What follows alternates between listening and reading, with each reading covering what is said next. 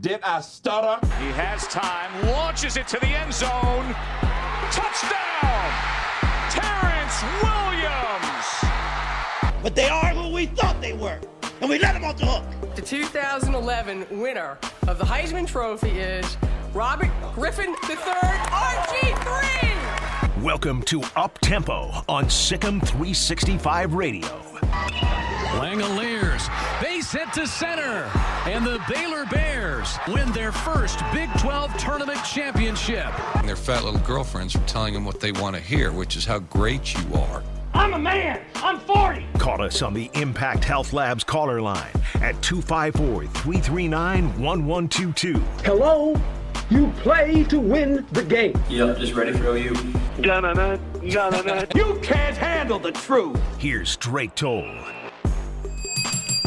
Welcome into the Petty Clinic Low T Bears Den. Happy Tuesday, everybody. And it's not just any Tuesday.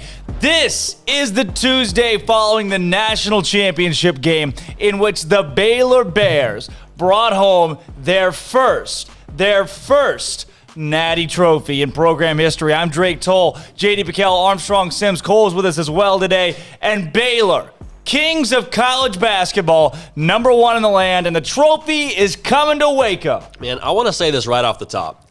Today is special. Last night was special, not because Baylor beat Gonzaga by 16, not because Baylor crashed the offensive glass and manhandled Gonzaga in every single aspect of the game, not because Drew Timme was nowhere to be found, but because of the people that were involved in this thing, man. For the guys like T-Rex, that Baylor sports, Baylor athletics, that's all he knows. That's his life, man. That's what he grew up on. For Stephen from Virginia, who lives and dies by the box score every single night from Baylor athletic programs. For Cam, man, who's going to grow up and be someone who follows Baylor sports for however long. I mean, that's why this is special, because Scott Drew, 18 years ago, came here with a mission and a vision and came true last night. That's why today is special. I want to make sure we get that right off the top. Scott Drew and the Baylor Bears winning a championship game. Scott Drew now has more national championships than the entire University of Texas basketball program combined in history. Matthew Meyer has more national championship trophies than the entire UT program in history, and we've got a live show going on today, 254-339-1122,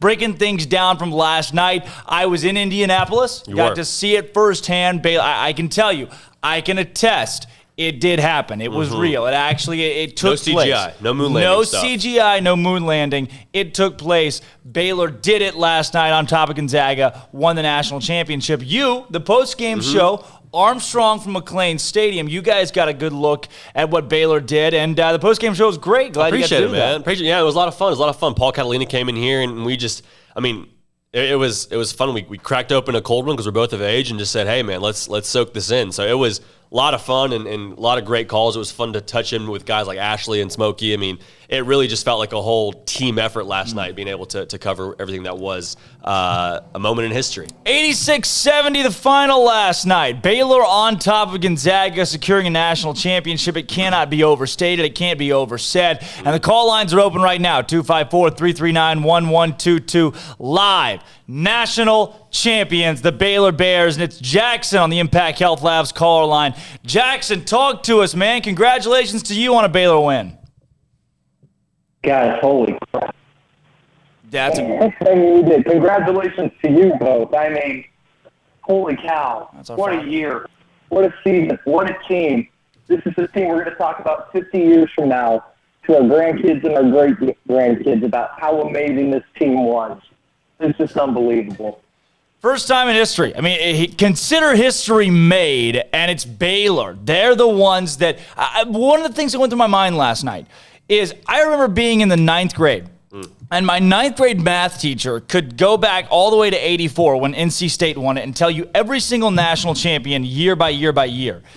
And when he does that 10 years from now, 2021, he's writing Baylor in there. The fact that in the history books, Baylor has a national championship, and nobody can take that away. Nobody can take it away, and I love so much that the biggest shot of this whole tournament for Baylor was when Jalen Suggs hit a half court against UCLA. Because if UCLA wins that game and they play Baylor for the national title, there is a huge asterisk next to Baylor's season. Everyone's going to say, yeah, that's great that Baylor won the national title, but they didn't play Gonzaga, man. They didn't play the top dog. And they left absolutely zero doubt last night, winning by 16, who the top dog was and can puff out their chest today, man. It's a good feeling. Our father, Jack Wheeler, I'm sure you're elated right now. What were your emotions like last night coming off of that win?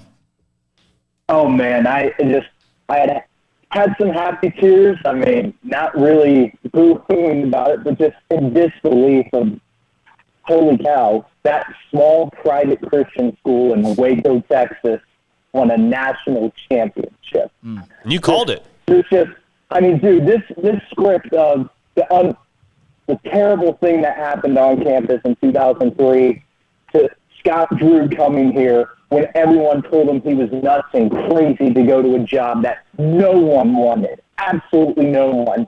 And he was on that podium and said that we came here to win tournament games and to win a national championship. Everyone mocked him and said he was crazy for it. He spoke it into existence. 18 years. You cannot write this. And I cannot wait for the 30 for 30 in 3 years. Oh, there's got to be a 30 for 30. At least give me like 7 E60s and just stack them back to back. I want a Last Dance kind of documentary. I want a whole deal, a movie with a title on it. And credit to the administrations for keeping him around when things weren't easy. Because it was, Paul said it last night, it wasn't a rebuild. It was, okay, let's buy all the pieces and start from absolute scratch. And they did. They did that. Man. Jack, Bear Games question of the day today for you. How did you celebrate last night?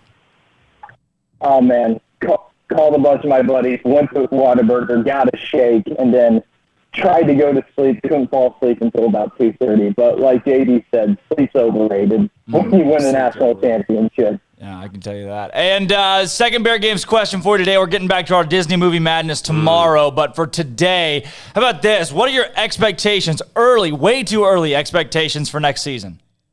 Natty or bust? Oh, man. Let's do it again. Run it back, Turbo. Let's do it again. Let's do it again.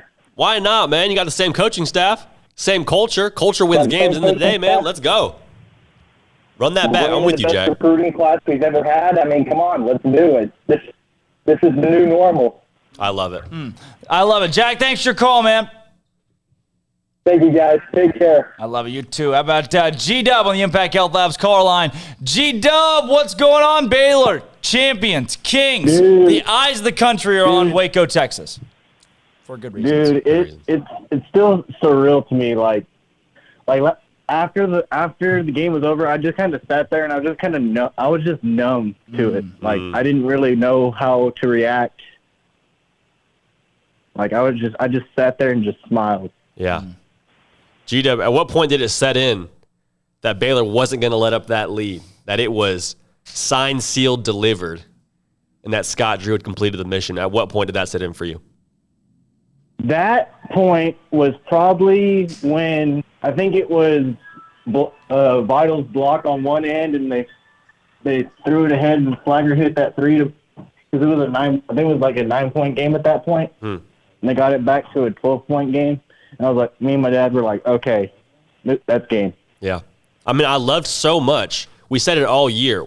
Baylor, put a team away. Like, for the love of goodness, you're the better team. Put a team away. And last night, when the lights were the brightest, the stage was the biggest, Baylor finished the deal and absolutely put the last nail in the coffin and did not let Gonzaga back up for air. That was, I think, just the mark of a great team. Maturity. Oh, for sure. And then you had guys, even in foul trouble, you had guys like JTT playing hard. You had Flo playing hard before he fouled out, which he shouldn't have fouled out. But that's a completely different story. I love Flo. We could do a whole show on that. I loved Flo last night. Flo played, I think, his best basketball all season. Granted, he fouled out, but I thought that Flo was his defensive presence, his rebounding presence, just being there. There are guys that don't collect a lot of rebounds, i.e. Mark Vital, that cause a lot of rebounds. It's a weird thing to say, but there are plenty of guys out there that, hey, while they're not grabbing every board, they're clearing guys out of the lane to make sure somebody can get it. Creating chaos. Yeah, creating chaos. And I mean, that favored Baylor every single time last night. And I think, honestly, him and Everyday John and Vital were the guys that kind of had the largest task going into this game with Timmy and the big man. And, I mean, guys, including us, the media not called him out, but it questioned them all season with, okay, what's going to happen when they play that big, imposing force down low? Like, what's going to happen? Are we going to see them break and fold when that becomes, the point of emphasis? And credit to those guys, man. In the biggest stage, stepping up and having really their best game all season. You said it really well. Flo was amazing last night. How about G-Dub? What Bear games? What last night? What was your celebration? Oh, I had to go get that milkshake from Whataburger.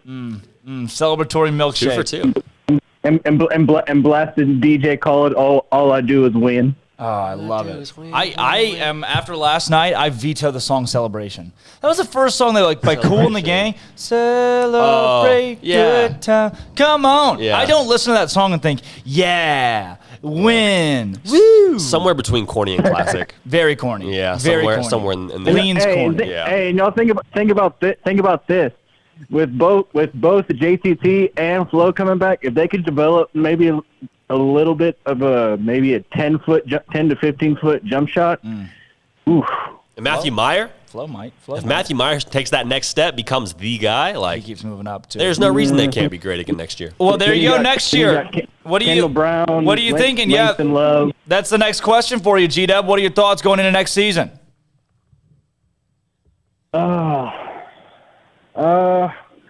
I'm not gonna say run it back because we have to replace so much.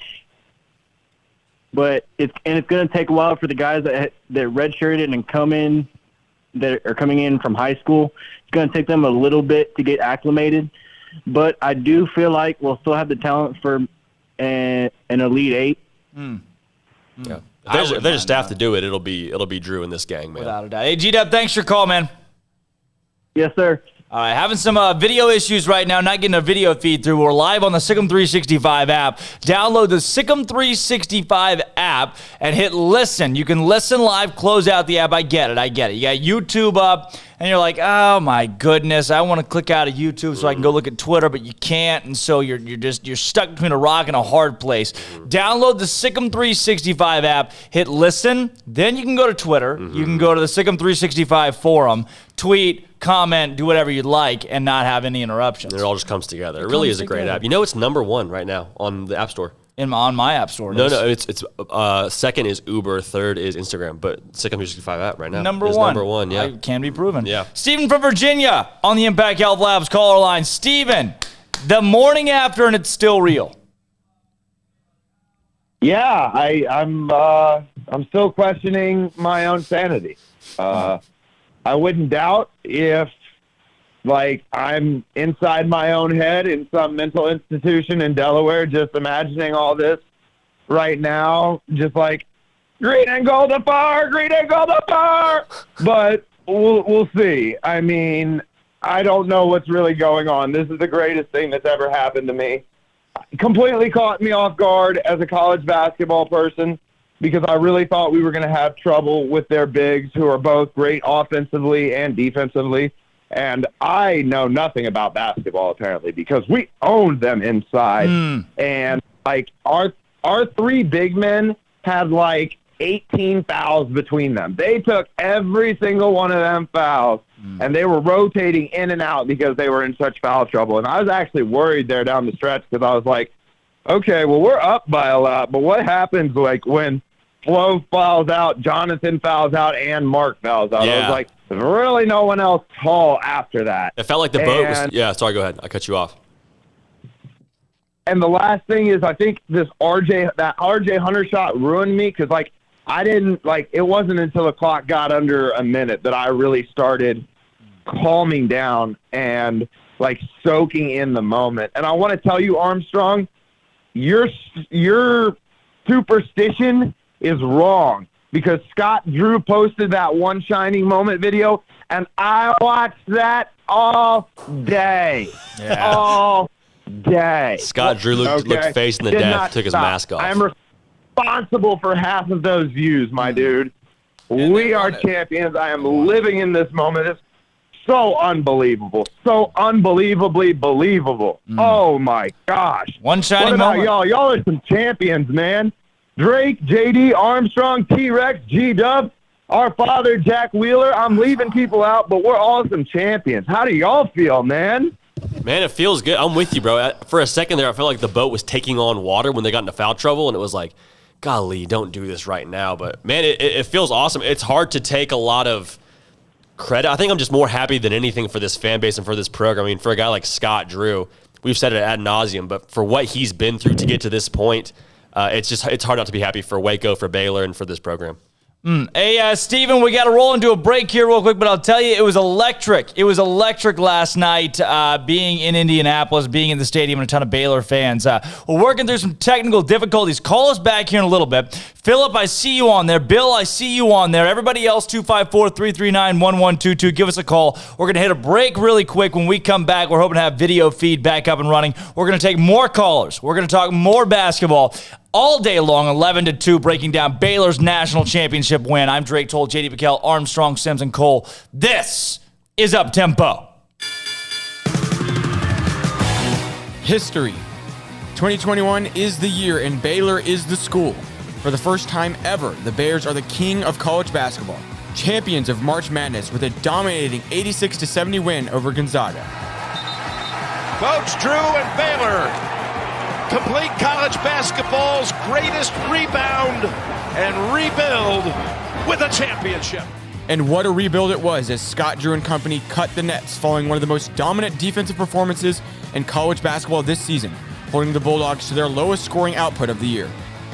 Cementing his own name in history, Jared Butler was named the tournament's MVP after scoring 22 points and notching 7 rebounds in Monday's game, while Davion Mitchell earned first-team All-Tournament after notching 16 assists in the Final Four alone, the most by a player since 2005.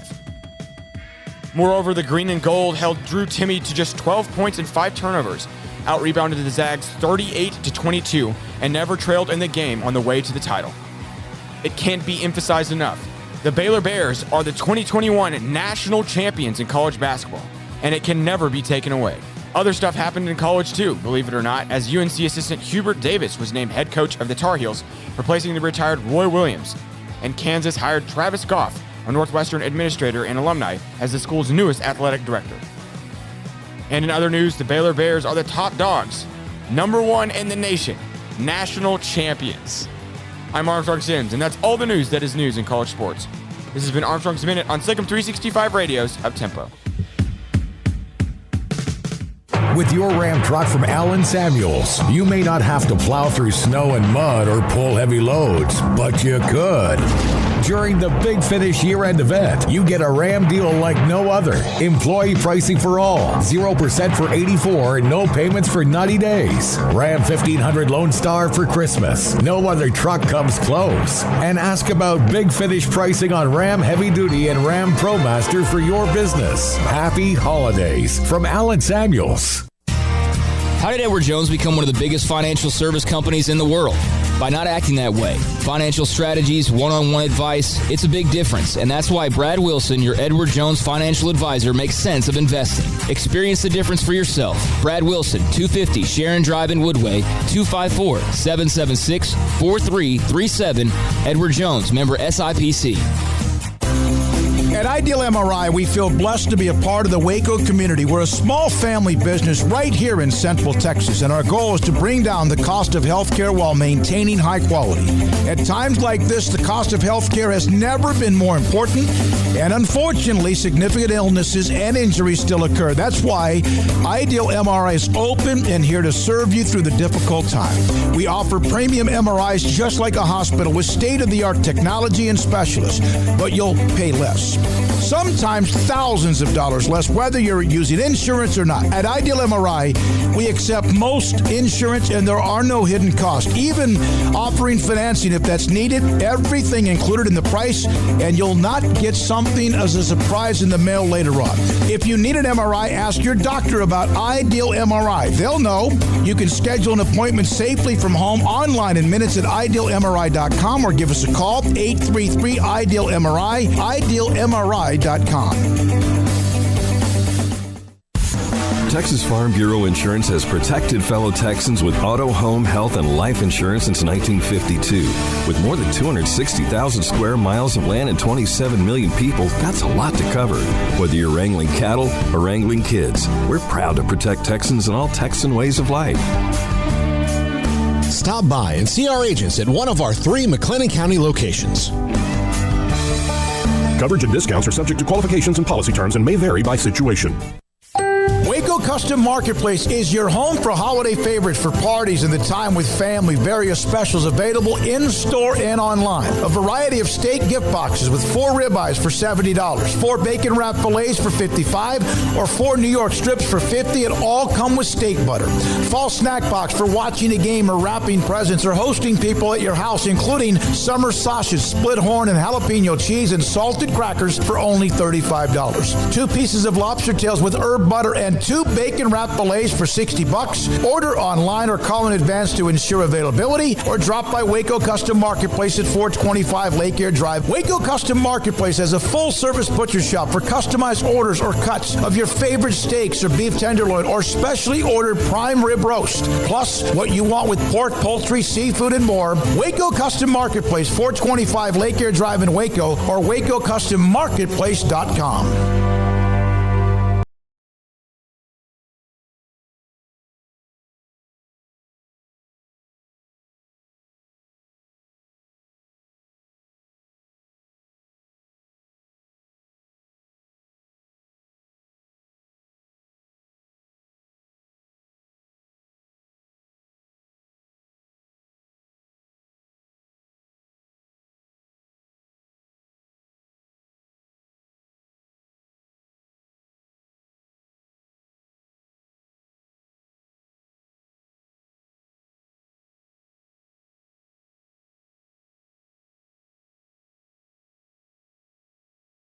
And welcome back to the Petty Clinic Low T Bears Den. I'm Drake Toll. It's J.D. Pickell, Armstrong, Sims, Cole's with us today.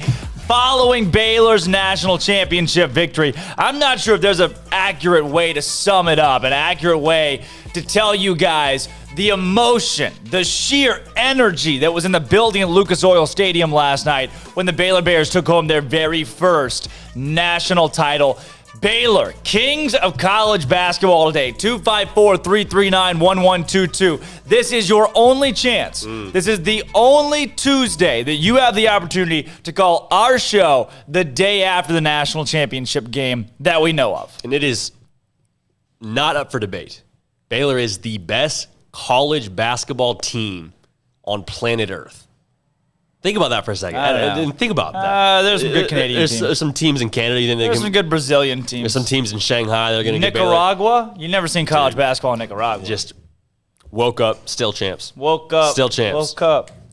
Woke up. Unbelievable. Philip Shelley's on the Impact Health Labs caller line, then Bill and Austin's after that. Philip, you were with Scott Drew and this coaching staff. Philip, I saw Paul Mills at the game last night. McCaslin and Paul Mills were both there, and I just thought about the guys' past that had helped build this program. What did the win mean to you?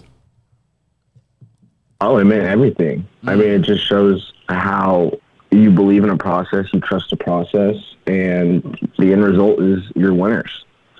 And, you know, for what that staff and Coach Drew has done, built over the years, I mean, and one of the unsung heroes that people don't know is David Chandler was there too.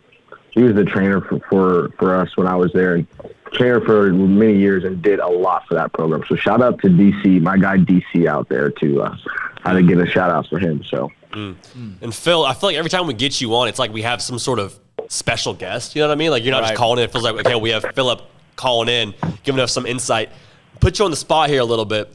As a guy who knows Scott Drew, give us your best estimate as to what he said before the game in that locker room to those guys before they went and won the whole deal. He would have kept it the same. That was the cool thing with Coach Drew is he's the calm leader. You know, he's the guy that leads. He's the calm guy. He's a sense of calm. I mean, now if you're a player and you have to get up for a national championship game, you have to have a coach tell you to get excited or this is what's on the line. You don't need to be in the moment. So, and Coach probably knows that. I mean, those guys didn't need that. You're playing for a national title. I mean, that's enough. That's motivation enough for me, I'll tell you that. Yeah. Watching the game last night, Philip, it's kind of where I'll end my line of questioning, because I love picking your brain as somebody that worked under Drew and with this team. Watching the game last night, was it like a part of you was in Indianapolis with this team, as if you were still an extension of this program winning a title? Yeah, yes, and my girlfriend will attest to that, because I don't sit down during games. I pace. Yep. And I get in a defensive stance when we're playing defense. Yep. So it's like I was, so I definitely felt like I was there, and I should have bought tickets and I should have gone. Now I regret that, but it was fun to spend it with my family, definitely, and it was a cool moment. Any floor slaps? You slap the floor when you're in defensive stance? Please don't slap the floor. No, what's crazy, my neighbors came and complained. No. Like before tip off, we were up 9-0 or whatever it was, hit those 2 threes, and I was screaming, and my neighbor came banging on my door, so I had to, and then my daughter fell asleep, so then I had to kind of keep it down a little bit. But no, there's a lot of running on high knees going on when I get excited. I will tell you, Philip, I was about 75,000 rows up. I was many, many moons away from the court. But I know that anytime Gonzaga would go in transition, I was up out of my seat, just go, get back. Like I was Flo Thamba down low, making sure Drew Timme didn't score. I made sure from my seat that I was getting them there. You were locked down. Scott doesn't all the time. Scott can be a cool cucumber. I myself am not a cool cucumber. I am the defense, sending them down there, and it worked out for Baylor last night. I want to know, Philip, how did you celebrate with, you said your daughter went to sleep, so it couldn't have been too loud. She woke up. I woke her up at halftime because she did the same thing in Houston. She slept the first half of the Houston game, and I woke her up at halftime. So I woke her up at halftime yesterday. Good luck. It's good. And I said, come on, we got to lock in. I mean, she's only one, so she really didn't understand, but when we won, and it was a cool moment. My girlfriend got on camera, but I sat there and some happy tears, and my daughter came up to hug me. Yeah, she's a part of this too. That was a cool moment for me. So 1 year old, she's a part of this. Wow, she's a part of this whole deal. She gets a ring, and she had her Baylor gear on, and I spent $300, and girlfriend doesn't know it yet. $300 on some championship gear, and I got the girl a onesie. So well, if you're watching, it's appropriate. It's the first time won a national title. So Philip, I'm going to tell you this. I put some Monopoly money on the game last night and made $320 on the Baylor money line, and I bought some Monopoly championship gear with all of that Monopoly money. So it is gone. It is now gone. But what is your early outlook, expectation for next year, Philip? I think we're going to be just as good, if not a little bit better. I mean, look at the guys we got coming in. This is Coach Drew's best recruiting class. Think about that. Yeah. And then years down the line, you win a national title. I work for this company in the summer, and I get to go to a lot of these EYBL events where these guys play for high school. And we got some dudes coming. Langston Love is a monster. I mean, you think Davion Mitchell, wait till this kid gets in the gym. I mean, it's going to be exciting. The kid we got, I think it's Jeremy Sokin, or the guy that plays overseas. He might be better than Kendall Brown, to be honest with you. Just from watching him, I mean, it's going to be an exciting couple future for those Baylor Bears. Yeah, sure. When Kendall Brown is the last recruit that you name when you're naming the recruits that Baylor got, that's probably a good thing. But hey, Philip, thanks for your call, man. Always good to hear from you. Thank you, guys. Y'all have a great day, and SicEm Bears. Appreciate you, too. Phil. Glad we got him calling in now. Better than Davion Mitchell. That's high praise. Them's fighting that's words. High praise because that's fighting words. Dude, him and Jared Butler are going to be obviously the biggest gaps in terms of what they lose from next year. But dude, no, that's what I'm saying. Like they got some ballers coming in. So especially in college basketball too, it's not like college football where it takes years. It doesn't take years to adjust to the game. What would it take though for Jared Butler and Davion Mitchell to stay? Dude. A bag man? Yeah, it might need some Tennessee McDonald's bag money. Yeah. Or some Louisville. And Baylor don't money. do that. Scott Drew don't do it. He doesn't play that game. He doesn't play that game. They'll get their own bag. Bill in Austin. Bill, you are from enemy territory. And you got to celebrate as a Baylor Bear last night. What was that like? Were the parties on 6th Street in Austin just live? No, the parties on 6th Street were not live, but I will say listening to Austin radio all morning and having to hear 4 hours of them nothing but praising Baylor and Scott Drew was completely awesome, and it was totally worth it this morning to listen to the radio. Man, the whole state is green today. I don't want to hear anything about Aggies, North Texas, burnt orange. I don't want to hear it. It's the whole state Grant McCaslin. is Baylor green right now, baby. Let's run it up. Let's run it up. But I was going to say this, man. So for some of your younger listeners, probably don't understand, but those of you that were at Baylor from the late 90s to early 2000s, I mean, there was not a worse time for sports. Football team had Kevin Steele. I think we won 4 games in 4 years. Basketball team, we thought we were turning the corner with Bliss. And then I remember being a junior, sitting in my house at the corner at 14th and Wood with my roommates and watching the ESPN story drop where they were leading Bliss out of a courtroom.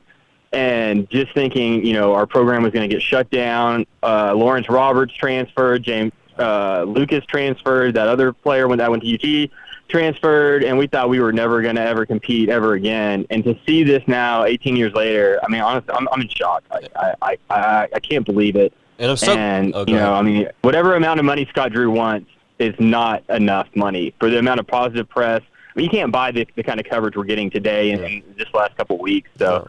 It's crazy. And I'm so glad you said that because so often I think in sports media it's easy to talk about what happened on the court and, just basically give a report. I mean, I said it to start the show. Today is special because of what you just mentioned. You sitting there on 14th Street with your roommates talking about, man, are we going to get shut down as a program?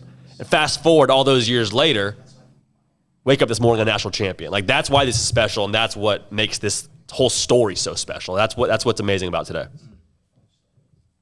Yeah, it really is, man. And for those of you that are at school now or that are younger, man, treasure this because it may never happen again. I mean, I think Drew's building something, and honestly, with what we got coming back and what we have coming in, I think we'll be back in this situation again. But, I mean, my dad, my whole family's gone to Baylor, and they've never seen anything like this. My grandparents may have, but they've passed now. But, yeah, I mean, it's just, 70 years, and then to finally win the title, I mean, almost a loss for words. I don't know what to say. I don't think it'll be another 70 before we're in this position again. I hope not. I won't. I don't know if I'll be around for it. I don't know if I can hang on that long. But I'll tell you this, and Bill, just the magnitude, far and away, the biggest thing that's ever happened in Baylor sports history. Yeah. Far and away. I wasn't alive in '48 when Baylor went to the national title, but I can tell you, there's no way. There's no way there's anything bigger, this magnitude. Every TV you turn on today, Baylor was trending #1 in the world on Twitter. Baylor, the small little Baptist college down in Waco, Texas, trending #1 on Twitter. And that's something to celebrate. Speaking of celebrations, Bear Games question of the day. Boom. Bill, how did you celebrate last night? Nice segue. Man, we celebrated. My brother came over. We just watched the game, had a lot of beers, and just kind of, spent the time watching the game, and when it was kind of in hand and we knew we were going to win, we just kind of reflected on everything, the last, I'm 40, my brother's 38, the last, almost 40 years that we've been watching the team and just everything that's happened, how crazy it was, and just kind of, just enjoying the moment, I guess. Real quick, though, I had a question for you guys, though. Love it. Drew does have this program that is, kind of built differently in this culture of joy and all that. Do you not think there's any possibility that, 3 out of 4 of these guys maybe say, hey, let's do like Florida did back in 2006 and try to come back and redo our national title again, or do you think that they're all gone? Yeah, we were talking about that before. This guy's bad cop today. To say there's no possibility, there's always some possibility. But, I mean, if you're Jared Butler and Davion Mitchell, last year you dropped the video, okay, we're going to come back, we're going to run it back, we want to win a national title. You did that. I don't know that there's a whole lot of reason for them to come back. If I'm that, I'm saying, hey, man, thank you, Baylor, for everything. I gave my heart and soul to y'all. I'm going to go make a whole lot of money playing professional basketball. Bill, and there's guys coming behind them. I'm going to make your day today. I'm going to make your day. I'm going to make you happy. If the odds right now are plus 400, I would say the odds are plus 400 on one of those two coming back. I would put $100 down to make 400 right here, right now. Monopoly money. One of those two. That's not how it works. I just feel it. Why? Yeah, it is. No, it's minus 400. Minus 400, you pay 400 to make 400. It's not plus 400 that one of them comes back. It's right, minus 400 one of them. No. Dude, yeah. No, it'd be plus. It would be plus because there's no way plus one of them comes back. Plus means that it's very unlikely. Okay, we're both on the same page. I'm on the opposite side of the coin. Yeah, we're on the same. We're in the same place. We're in the same place. I like that though. Hey, Bill, thanks for calling though, man. Good to hear from you again. Thanks, guys. So yeah, he last called in January 28th. Gosh dang it, Bill. Heck yeah, Bill. Good to have you back, man. It's been a long time coming. That's a tough thing to talk about. This guy last called in yesterday. What? Just like, no, not even that. I'm just saying, like, if guys stay or leave day after national title, I'm like, golly, I just want to enjoy it. When do you have that conversation? It doesn't. Here's the deal. Folks, you've been there where Baylor loses in the tournament and you go, well, I guess it's baseball season. Yeah. Which is fine. I love baseball and I love softball. I love the other things that happen in spring. Yeah. But it's like tournament's over. Yeah. The other teams are playing. We got to go watch baseball. But now it feels like it's still basketball season for the next month. It's going to be basketball season for There's a a while. parade. They're going to make Dr. Pepper bottles. Recruits. Is there a parade in Waco? There's going to be a parade. There should be a parade. I guarantee there'll be a parade. I hate to be that guy, Guarantee. but I think Davion and Jared Butler will both declare in the next 2 weeks. All right, shake on it. $5 Monopoly dollars. There it is. $5 Monopoly dollars. Actually, a trip to Texas Roadhouse. That Whoa. UT Mike would have paid for. Steaks just went way up. No, I get the kids' meal there, so steaks go way up. That was funny. That was good. I didn't even do that. Cam, what's going on, man? Cam, listen, you've been on this earth 13 long years, my friend. You've waited a long time for this, too. Well over a decade, and they've done it. Baylor, champions of the country. How you feeling, Cam? Awesome. Yeah. Finally did it. What time you go to bed, Cam? Midnight. You animal. Wow. You're a psycho. Did you wake up and go to school today? Cam, what's your school schedule? How do you get to call us 11:35? Are you in the bathroom right now? No. Normally I was doing online, so normally I'm always at home and doing my work. So you're a beast. Cam, we got to find a way to make you online for the rest of your middle school through junior high through high school, so you can keep calling on the show. You got to just go online for here on out, or I'm sure maybe your parents want to homeschool you. Is that in the cards? No. He said nah. He said no. That's fair. I'll tell you, Cam. Last night I ran into Dave Aranda and Chip Gaines, Joanna, Trey Wingo, RG3. I mean, you name them, they were at the game. The stars of the Baylor world were watching the game last night. Everybody in the country, all eyes in the country were on Baylor. How proud are you of Baylor today? Very. No one thought we could do it, and everyone thought that this Gonzaga team was the best team ever in college basketball history. And when you think about it, if you put them into the Big 12, they definitely lose 1 to 2 games. But in the West Coast Conference, it's like it's handed to you. Cupcakes. Cam, you called in with a great point yesterday about how Baylor was going to defend Timmy. What'd you think about that yesterday, man? They did some pretty good stuff against him, huh? Oh, it was funny watching the look on his face throughout the game. Oh, it was hilarious. I love it. Oh, the little mustache thing that he did. He's getting waxed by 16. And he does a little mustache thing where he sticks out, he brushes his mustache as a celebratory thing. Yeah, You're getting waxed. And then he's like, it's just getting worked. You're down by 15. Scoreboard. Scoreboard. Bingo. That right there says we want Pepperdine. I don't know. I know you guys can't see okay. that. I was like, what? It says we want. We want Pepperdine. There it is. We want the waves, man. We want Pepperdine. Bring them on. Give me Pepperdine. We'll go to Malibu to play them too. Yeah, and then San Francisco right back to back, doubleheader. Hey Cam, how did you celebrate last night? Bear Games question. We just watched them cut down the nets and celebrate on the court. I watched Maceo Teague, Davion Mitchell's Instagram live for a little bit, and we just kind of watched the celebration. Cam, you sent me a video of you jumping in the pool I think after they made it to the Final Four, maybe after they were going to the Natty. Did you jump in the pool again last night? Is that what you did? I know you had the beanie on the first time I saw you. Did you do that again? Was there another victory plunge? No, I didn't, but that beanie's 3-0, so it's retired until next. I love that. I'm going to see if we can get that on here. I sent that over to our people. That's good. Yeah, to our producers. Hey, Cam, thanks for your call, man. Let me leave you with this, though. You excited about next year? You think Baylor will be just as good next year? It all depends on, I feel like Davion Mitchell might come back, but I think Jared Butler's gone. I think he's going to go. But if the only thing is if they come back, they risk getting injured, not having a good year. But if they repeat this, their draft stock will go way up. Yeah. So. Yeah. No, I agree. I agree, especially if they repeat this and play as well as they did statistically. Jared Butler and Davion Mitchell will both be up there, so will Matthew Meyer. So, hey, Cam, thanks for your call, man. All right. See you, man. You're the Sick 'em goat, Bears. Cam. Sick 'em Bears. I love he always says all right. That's all awesome. right. I love that. Yeah, See later, you guys guys. We later. have all right. I love that. All right. We have Sick 'em Bears. Bears by 69. Bears by 100. 169. Joe Frazier. Yeah, and for the folks at home, they're like, Joe Frazier, that name's familiar. Yeah. The boxer. That Joe Frazier. The one that did the boxing career and then started the grill company. Same guy. Joe, what's going on? Hey, what's going on, fellas? It's Joe Frazier, the next generation. The next 2.0, baby. No, I called Next in- gen.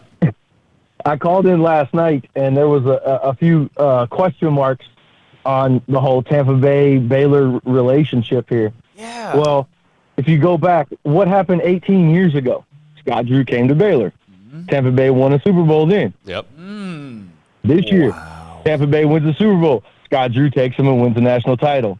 Coincidence? That little circle came all the way back around. Coincidence? Good things happen when I'm telling you, I'm just saying. That's why this year for Joe Frazier, 2021 has been amazing when it comes to sports. Well, Tampa Bay So, still has I'm Tom Brady. 2-0. Tampa Bay still has Tom Brady. So if that's the correlation, I'm on board. And there's going to be a lot of good Baylor basketball seasons to come if that's the case. Because Tom Brady's not going anywhere. He's going to play forever. We're good to go. Well, now I've got it connected on my TV now because I'm in the RV life. I'm telling you, you guys have got to try it because it's tailgating all the time. I get to celebrate tailgate like it's nobody's business. Grandma lives in an But RV. I've got it on my TV now where I can put up-tempo on YouTube on the TV and blare it through the whole trailer. So we're good to go, man. I told you 2021. Man, thank you. Great year for sports. And what's football season going to be like now? What's baseball season going to be like now? I mean, we're on the top of the mountain. All we can do is go down, but hey, we're not going nowhere. We're going to stay up there. It's lonely at the top. Let's ride. We're going to plateau at the top. We're going to plateau at the top. Just set up camp. The ball is tipped. Set up camp. There you are. Thanks. Let's go, Baylor Nation. Thank you, baby. Hey, Joe, how did you celebrate last night? Man, I was unfortunately the first half of the game, I wasn't able to partake in it. I was calling some local softball games because I do a little umpiring on the side. There we go. However, I was watching on my phone there. Well, then I hurried up, got home, saw the most important part, the last 5-10 minutes of the game, and basically my trailer was rocking back and forth and me jumping up and down. I'm pretty sure 3 or 4 trailers over probably heard me screaming. Well, Joe, thank you for choosing to put us on your RV. I did a few laps around the trailer park. Yeah, that's good stuff. I took a few laps around Lucas Oil Stadium. Never want to do that again. Don't recommend that. Hey, Joe, how excited are you about next year? What are you looking forward to for next year? Man, I think right now the sky's the limit for next year. What I hope happens, yes, I hope those guys, Butler and Mitchell come back. That would be fantastic. However, what I hope, if Mitchell doesn't come back, I hope he takes a couple of those underclassmen guys and said, hey, let me show you what it takes. And I hope that you know how we had the little Rico, Vital became the baby Rico. Well, I hope that we have a couple of baby Mitchells come into the mix as well. Yeah, and kind of nice little twist on that. And if Mitchell does go, and he's a lottery pick, I think that helps you even more because you show, hey, you can come to Baylor, you can play for more than 1 year and be a lottery pick. Like, that's a great blueprint to set for your guys when you're recruiting for Scott Drew. Blooper. Hey, thanks for your call. Always good to hear from you. We lost Joe. Joe, I'm sure you're still listening. Hopefully in your RV. And thanks for your call, man. Thanks for playing us in your RV. Glad you have it in the RV blasting around the park. We got Richard on the line. Richard is the one. Richard, I'll tell you what. I can give you the dunk, the picture of Black dunking the basketball that's in this studio. I can give it back now because Baylor's won the national championship. I have held it hostage long enough. It rightfully belongs to you. I think you better keep it. If it's working, it's working.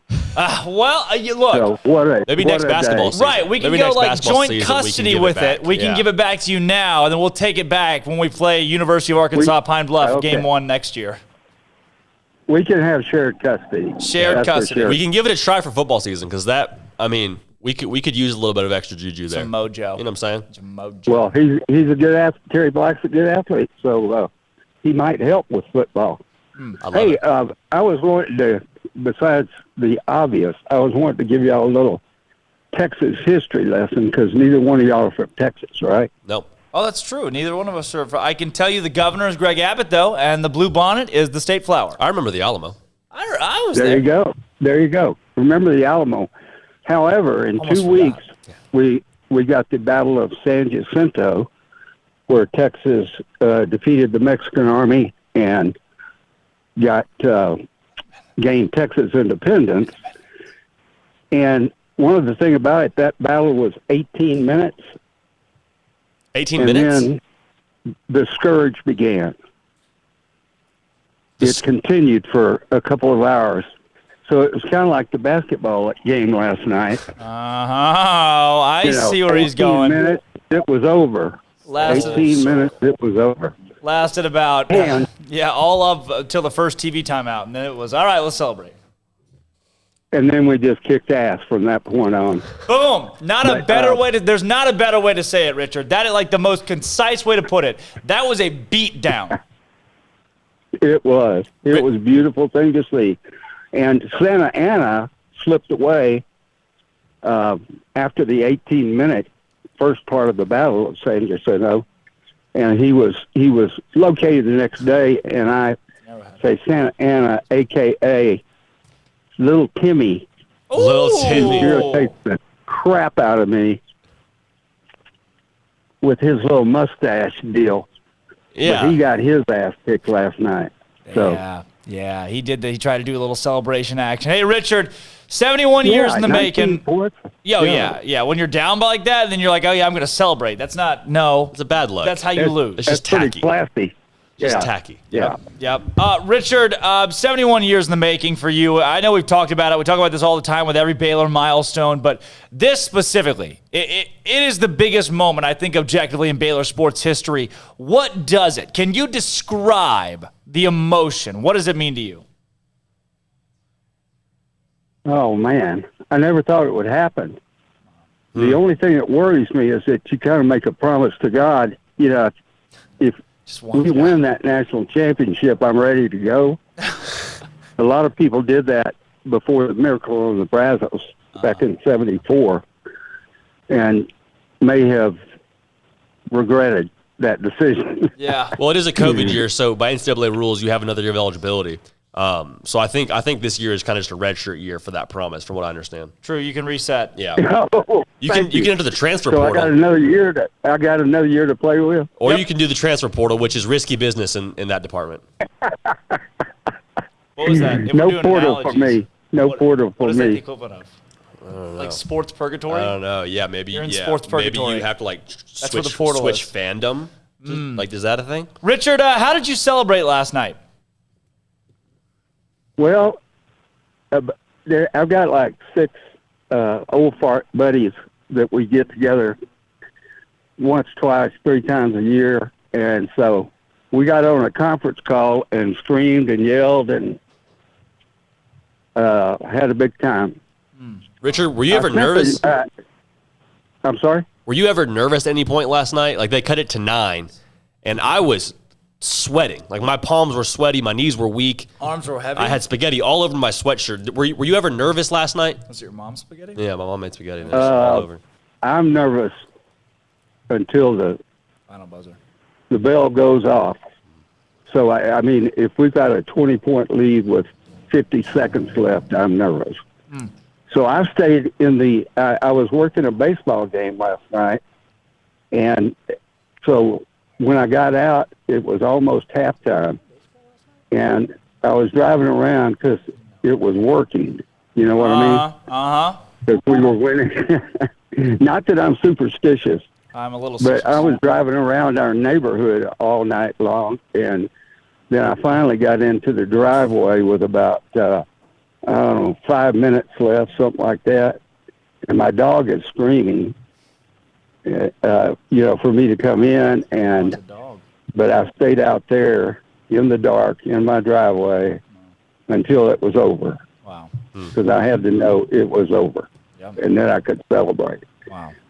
And then me and my buddies had a conference call, and screamed and shouted. I bet you that was. It was amazing. It is the biggest thing in Baylor sports history, without a doubt. Wow. The emotion. Without a doubt. The emotion that goes into that. Richard, thank you so much for calling our show. You know, we get to contrast Cam at 13 and you at 71. But look, you don't sound a day over 50 to me, and I'm sure that this team's going to keep you youthful. The more they win, the more youthful you get. That's right. Thank you for your call. Y'all have a great one. I love you guys. Hey, I love you too. Thank you, Richard. We love you. And I met Richard's son last night. Richard's son was in. No kidding. Yep. Sure enough, was in Indianapolis. I met him at a bar. He was helping people. How did you put 2 and 2 together that it was Richard's son? He introduced himself. Really? Yeah. And my dad calls in and that's awesome. I was like, my dad, and I was like, I know your dad, and he was like, yeah, Richard, and I was like, Richard. I hardly know her. Steven, we gotta go quick here. We got a couple calls behind you. Sorry we had to cut you off earlier due to technical difficulties. Where did you kind of end off? I just wanted to talk about the Bear question about are we going to do the same thing next year or whatever expectations for next year and people going back to the draft. I was just calling back to the Bear game. Give us your take. Talk that cash. So I'm going to be honest with you. I think by the time that everyone on this team has left, there will have been at least 5 first-round picks from this team. And I think that there are 4 guys. Who? Butler? Davion will go in the top 10. Ow. Jared will go in the top 20. Top 10? Will catch no. Yeah. Mitchell won't go top 10. I don't think you understand what other people are saying right now. Dude, he's shooting I don't think you understand. Like, it's really like when you all of a sudden become the team that everybody watches. True. I mean, I have my high school coaches calling me. I have high school coaches from other programs that I have volunteered at or worked with. All the basketball people in my life that I know looked at that and said that Davion and Jared are both locks for first-round picks, and Davion is going to be a lottery pick. Everybody I know says that he looks like Donovan Mitchell. That's what they're saying, man. That's weird. That's kind of weird. That's nuts. Like, as much as I want to, tamper down on the expectations, because to be honest, I have been doing that, we're here now. We just watched them dominate Gonzaga. Let's be upfront about what we just saw. They just whacked them. Please. Gonzaga had no answer. Gone, Zaga. Yeah. Okay. Bye-bye. Gone, Zaga. Bye. Okay. So Butler, Mitchell, Mayer are that 3 that I can accept as being first round draft picks. Who else? K-Moss. So I said Teague at the end of the first round this year, and then I think next year Matthew Meyer will be a lottery pick like Chandler Parsons. Not saying he's going to be in the NBA like Chandler Parsons, but Chandler Parsons was a high pick. Yeah. And then I think that by the time Flagler leaves, Flagler will be the type of player, maybe not first team unanimous All-American, but will be in the running for Conference Player of the Year the way Jared Butler was, and he will also be a first-round pick, whether he decides to leave as a junior or a senior. See, I just think some things need to go right for both of those to happen. Like, it has to be the right team at the end of the first round that really wants those guys as shooters. Go ahead.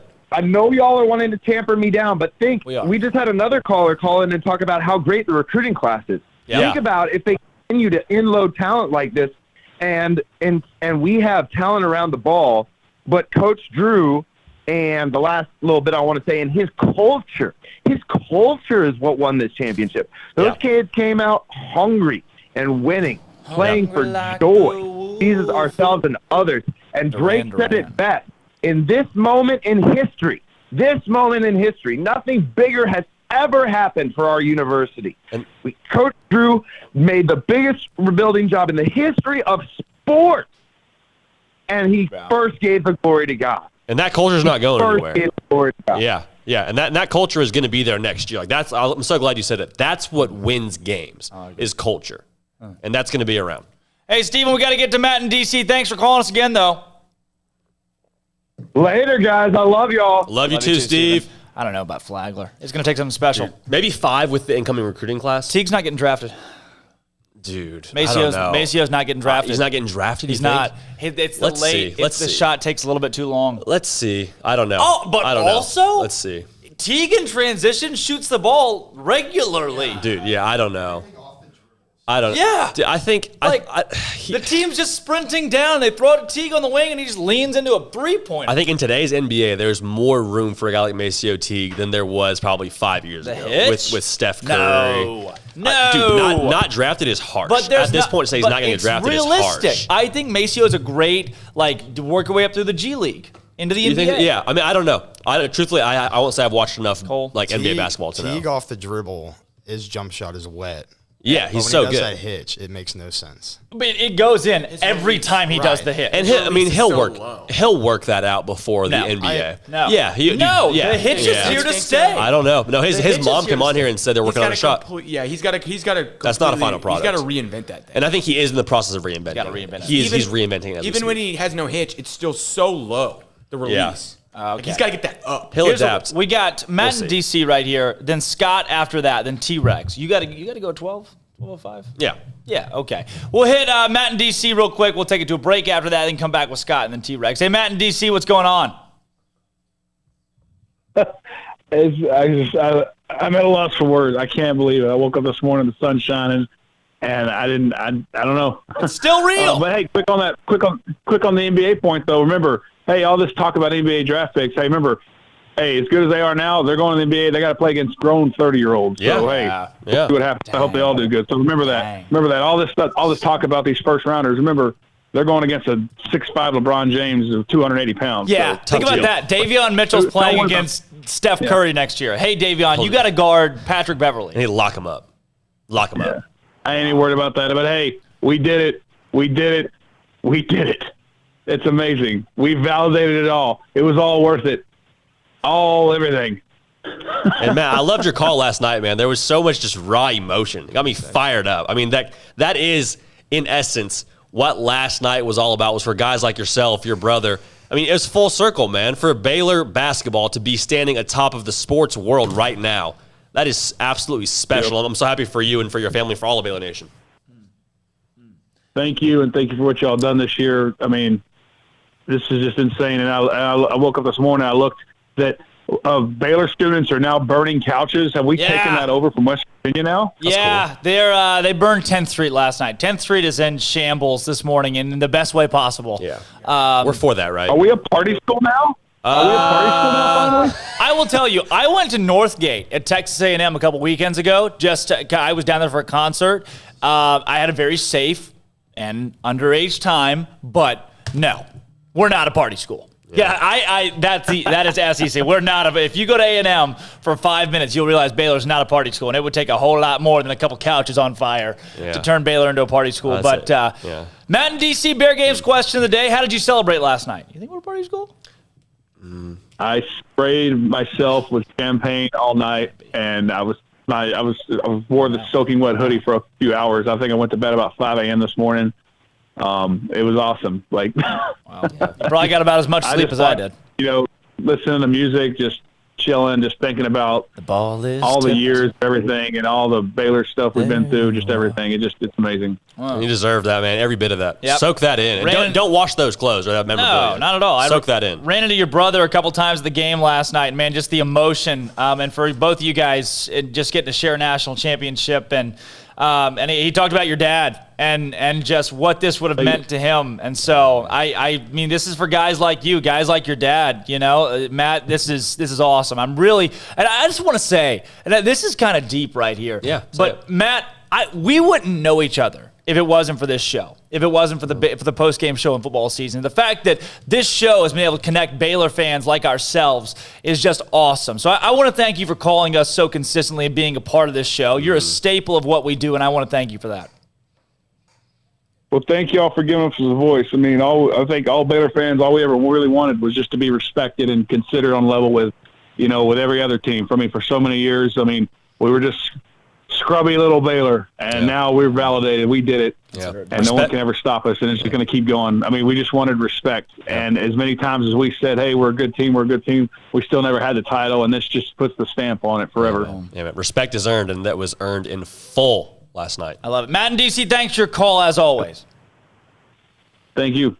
SicEm Bears. All right, we got Scott on the Impact Health Labs call line. Scott, I know you've been holding on a while. T-Rex, I know you've been holding on a while. We're going to get to you guys on the other side of this break. We got to hit it. The Bills, my guys. I tell you, JD, before you get out of here, any last tidbits before you head out? Golly. I mean, honestly, when the clock hit triple zeros last night, I was speechless. It was like this happened, and it happened in such an emphatic way that, it really was poetic in every sense of the word. 18 years.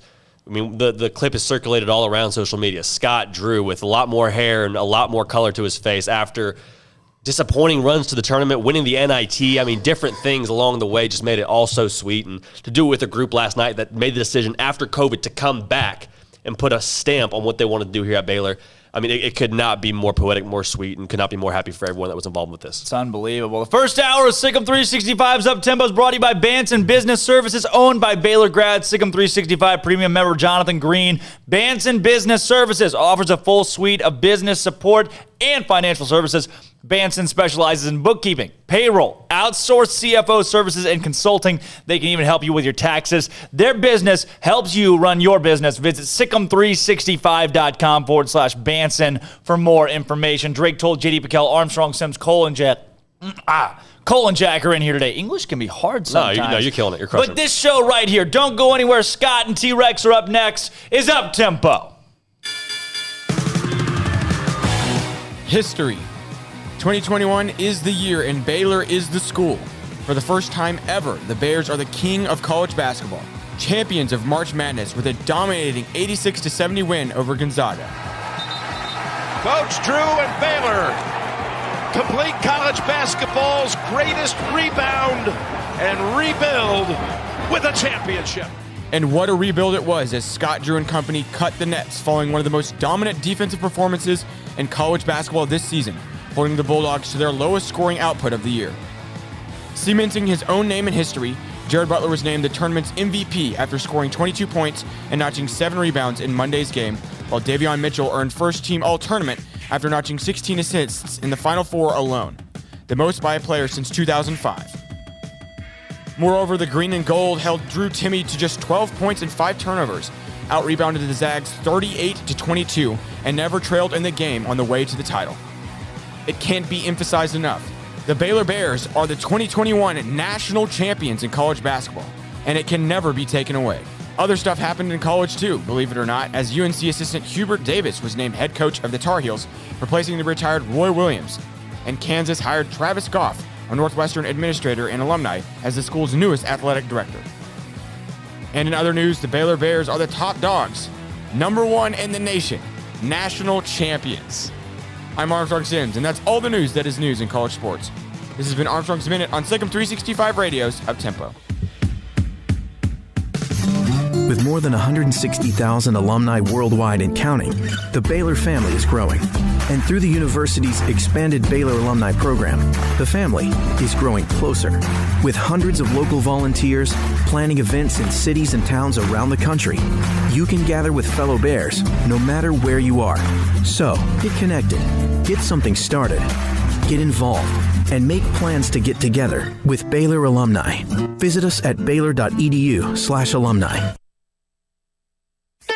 Don Humidor, your home with a 48-foot walk-in humidor with the elite cigar brands from around the world, including the #1 cigar of the year, Aging Room Cuatro Nicaragua. Plus, they have the great brands like Macanudo and Arturo Fuente, Rocky Patel, Aston, and so much more. CBD, great for sore muscles, aches and pains, sleep, Vita Dreams, and anxiety, mild depression, general health and wellness. Their staff very knowledgeable on the subject. If anyone is curious about CBD, ask Carol and Ashley. Don Humidor in the Townwest Shopping Center off Valley Mills in Waco.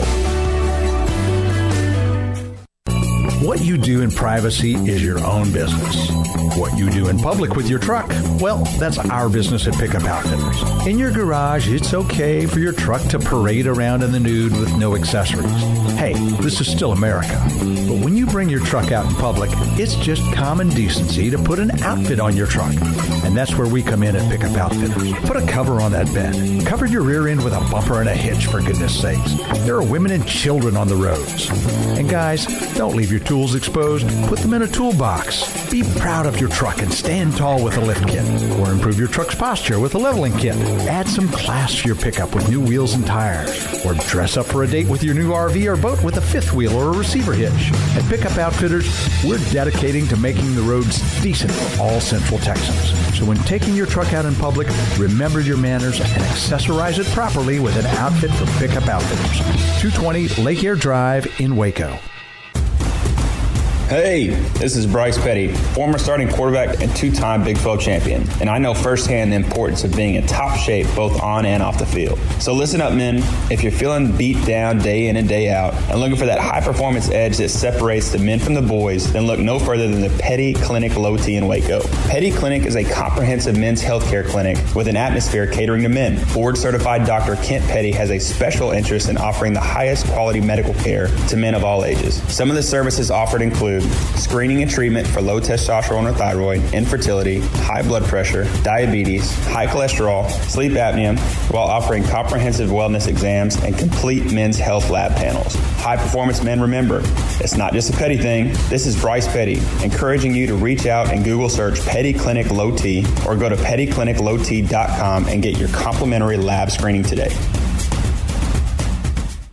Welcome back to Up Tempo on SicEm365 Radio. Why are you the way that you are? Honestly, every time I try to do something fun or exciting, you make it not that way. I hate so much about the things that you choose to be. Now back to the Bears Den with Drake Toll and J.D. Pickell for the Blonde Boys Power Hour. Oh, so sorry. The Blonde Boys Power Hour has concluded for the day. It only lasts for an hour, but that's all right. We got endless content still coming at you, and Scott is on the phone line. Scott's been waiting for 18 minutes. T-Rex is behind him, been waiting for another 18 minutes. Both of you guys were to get you in right here. Scott, how you feeling? First-time caller, hopefully a long-time listener. Good to hear from you.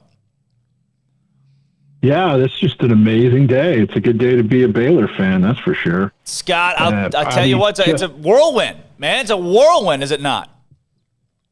Oh, honestly, the best tournament ever. I mean, just from top to bottom, the upsets, the Final Four, it was wow. And what a season. I mean, that was just amazing. You got to give every credit to Scott Drew, to the players, the guys that came back that we thought we were going to lose. Yeah. They came back for one goal and they made it. They hit it perfect. Just awesome. Awesome. But hey, I wanted to make a quick comment. I've been kind of downgrading Flo Thamba all year, just not seeing it. Like, why is he in there all the time?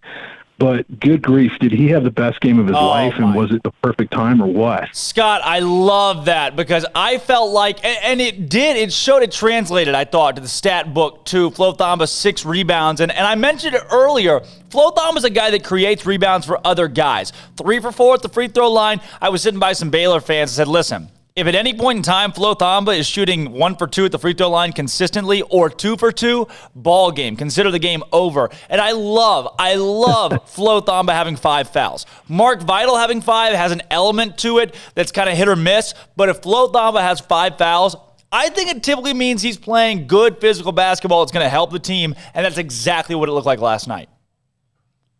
Oh, and he shut up Timmy in the first half beautifully. But then the dagger to Kispert. I mean, that Kispert move from the top of the key around to the layup, the easy shot. They do it all tournament, and he stuck it in the ground with force. I mean, just beautiful. And it just took the wind out of him. I mean, I love that. That was just a heck of a game. Yeah, beautiful. Yep. Hey, one quick thing. I know T-Rex is hanging on, and that's one guy I don't want to make mad. So, but, they were talking about the 5 draft picks. I would say draft picks. I wouldn't say first rounders. I think Mitchell and Butler for sure. Matthew Meyer for sure. I kind of look at Teague, I don't know. He's a heck of a good player. You guys talked about the shot, need to be worked on. But I think in the future, there's an opportunity for Everyday John to get in, to work his way up in the next year or so and be a draft pick. I really think he's got incredible drive, incredible heart, incredible skills. And a big dude like that, I don't know, man. I think there's an opportunity there in the future. So here's why I will agree with you. And Scott, I'm not going to disagree either. There's not like a but at the end of this. It's because Jonathan Tchamwa-Tchatchoua, who is a native of Cameroon, has only been playing basketball for 4 or 5 years. I mean, he is a raw player for someone he's effectively a starter at a Power 5 school, national championship caliber school, and he's only played basketball for a couple different seasons, right? So I think that in itself, the way that he's progressed already is unbelievable. I think the more that he, right here, so 2016 in Basketball Without Borders is really where he got his start in playing basketball. And so through that, now that he's developed in playing organized basketball, how do you play at this level? At this level, with that little experience and play as well as he has? I don't know if he's got the size to play in the NBA as a center. That said, he's got the drive to do it. So he's a guy that could be versatile. Someone commented earlier and said, if him or Flo can develop a 15-footer, the team's going to be unbelievably dangerous next year if that's consistent. I think you're right that he's got a lot of good draft upside with the way that he plays and how hard that he plays. He could develop into his own as a draftable player. On with Teague, though, I'm looking right now at a bunch of mock drafts and not seeing Teague yet. I think he's a guy that gets signed, though. He's picked up by somebody. He's going to work his way through, if not the G League levels in the NBA. I think he's got a really good upside if teams take a chance on him. Well, I think he and Thamba have something in common, which is they both can learn and really pick it up. And I think, for example, Everyday John, once again, totally locked down Timmy. And that's supposed to be the best guy in the country on offense under the basket. And he just stifled the dude. So I feel like he could learn to be a power forward, and he could pick it up, and somebody's going to take that risk. And it really depends on next year. One last thing. I don't see how Butler, Mitchell, people keep saying maybe they're going to come back. Man, they're gone, and they deserve to be gone. They deserve to go to the NBA, and that's good for us. And I think Teague, same thing. I don't see why he would come back. I don't think he can. But these guys need to go and do what is good for them and the program, which is go and be successful, have a career. Yeah, Teague can stay. Not only can Teague stay, but Vital can too. I think Mitchell's for sure gone. I don't know. Jared Butler, it seems like the way that he values this team and this program could be very interesting to see what he ends up doing in his decision. I think Teague's a lock to go. My only thought is Jared Butler, his tie to the community, maybe, and I do not. I think you're right in this, Scott. I don't know. I do know. Scott Drew's not going to sit him down and say, Jared, I want you to stay. Please stay. That's not going to be a conversation. Scott's going to say, do what's best for you in your career. If you feel like you're NBA ready and want to test it, go test it. I would be surprised if he doesn't test it, but also I think I'm almost confident enough to say 50-50 right now that we could see Jared Butler again in a Baylor uniform next year. And I hope I'm right. I hope I'm right and he makes the right decision. And that right decision for him ends up being coming back to Baylor. But if not, it's always good to see a Bear in an NBA jersey. Scott, I'll leave you with the Bear Games question of the day. How did you celebrate last night? Me and the kids just screamed our heads off. Just amazing game, and topped it off with some really high quality Hill Country bourbon, and that was it, man. It was a game. I will say, even if Butler doesn't come back, I think we win the Big 12 next year for sure. But consistency, yeah, I love it. Heck of a year. Great call, Scott. Call us again. How is this your first call, man? I got to get more of this content. You got to give it to it. Feed us, Scott. Come on. Well, I'm glad I'm coming before T-Rex and not after, so I'll just say that. I love it. Hey, Scott, thanks for your call, man. You bet. See you later. Hey, T-Rex on the Impact LVAPS call line. T-Rex, I've left you waiting long enough. Look, you have held on the line, and we are ready for it. You take as long as you need. What's going on, my man? Hey, man, ain't nothing as long as 71 years waiting for a national title, though. You can put me on hold all you need. Man. Just got in my car at the airport, just got back to Dallas, literally landed like 30 minutes early. I was like, oh man, I got the notification. You hit that airplane mode and turn it off, boom, popped up, SicEm365 Live. had to hop on up-tempo. So no problem. Probably a good thing I was on hold because the people would have thought I was weird walking the airport. I already had enough issues with TSA in Indiana. They literally bomb-swabbed my chains. Like, I don't know what you thought was in there. Maybe some magic mojo. I don't know. Leave me alone. I'm a national champion, TSA. Get out of my hair. Anyways, sorry if it's hard to hear me. You know, obviously I have no voice. I'm just so excited, guys. I'm so excited, not only for myself, my brother, you know, my dad, but Baylor as a whole. There's a lot of guys and girls, you know, there's a lot of fans who've been waiting for this a lot longer than I have. Yep. And I've been through a lot more than we have. So this is for everybody. If you consider you're a Baylor fan, this is for you. And if you want to be a Baylor fan, well, I can tell you where you can go buy some gear. Because you know what? At the end of the day, you know, as much as I'll make fun of T-shirt Texas fans and all that, and, you know, all the small schools like to talk about that, at the end of the day, licensing fees are awesome. So go out, buy your national championship shirt, be a Bear for a day. Your kid wants to be a champion, buy him a hat. That's like 10% back to Baylor, or who knows what the percentage is. More money, more power. You know, the rich will get richer. So let's build a tiny field house. Make sure it's downtown. Mayor of Waco, you're probably not listening, but if you are, you're young, you're invictive. Let's do something right for the city of Waco. Let's get Waco involved in Baylor athletics. You know, we got McLean Stadium right there on the beautiful Brazos. Why can't, when people come to town, they get shot into a tunnel of Baylor greatness between McLean and the new field house? I'm not going to put a name on it because we're not Kansas State. We don't name fields after coaches that are still here. So Scott Drew ain't going nowhere. So we ain't going to name it the Drew Arena or any of that crap for a long time. Anyways, man, I'm just so excited. You know, I'm glad that I was one of the lucky few to get the gear last night at the store in the stadium. Yep. I was able to grab a hat. I actually got the last hat they had. Maybe that was divine intervention. Maybe it was even a prophecy. Who knows? Speaking of which, I know everyone thinks I'm crazy. And it's all, you know, it really is just for fun. But I told y'all the prophecy would be fulfilled. And for once, it was fulfilled. You know what? Maybe all the times I was talking, maybe I wasn't talking about football games in Ames, Iowa. Maybe it was all, the ultimate prophecy was actually last night, and it all led to that. Every football game, every tennis match, every underwater basket weaving competition, maybe it all just led to that. And last thing I got, man, if you're a Baylor fan and you're listening, and you've ever been hesitant about being loud at a game, you've ever been hesitant about banging on a chair in front of you when the other team's shooting free throws, or even when they inbound the ball, you ever been hesitant about looking up who an opposing player's girlfriend is, and maybe she goes to SMU and her name's Hannah? Yeah, I'm talking to you, Timmy boy. Tell your girl to get out of my DMs. I'm getting married in 3 weeks. I don't like that. I only mess with champions. If you're ever hesitant about just being a loud fan and showing up and being, you know, doing more than a little clapping, if you weren't in the game last night, go back and watch the film. Go back and watch the broadcast, because Baylor fans showed up. They came to town, they spent the money, and they were loud. I haven't seen so many fans be they don't necessarily live in Waco, and that's the deal thing. You know, that's the thing in basketball weekdays, and we're in Texas. It's not a basketball state. I get all that. But, man, if you're at a game, you can have an impact. And nobody can tell me that all those fans banging on those chairs every time Gonzaga inbounded that ball and shot a free throw, can't tell me that they didn't have an impact on how Gonzaga performed last night. Of course our defense locked them down.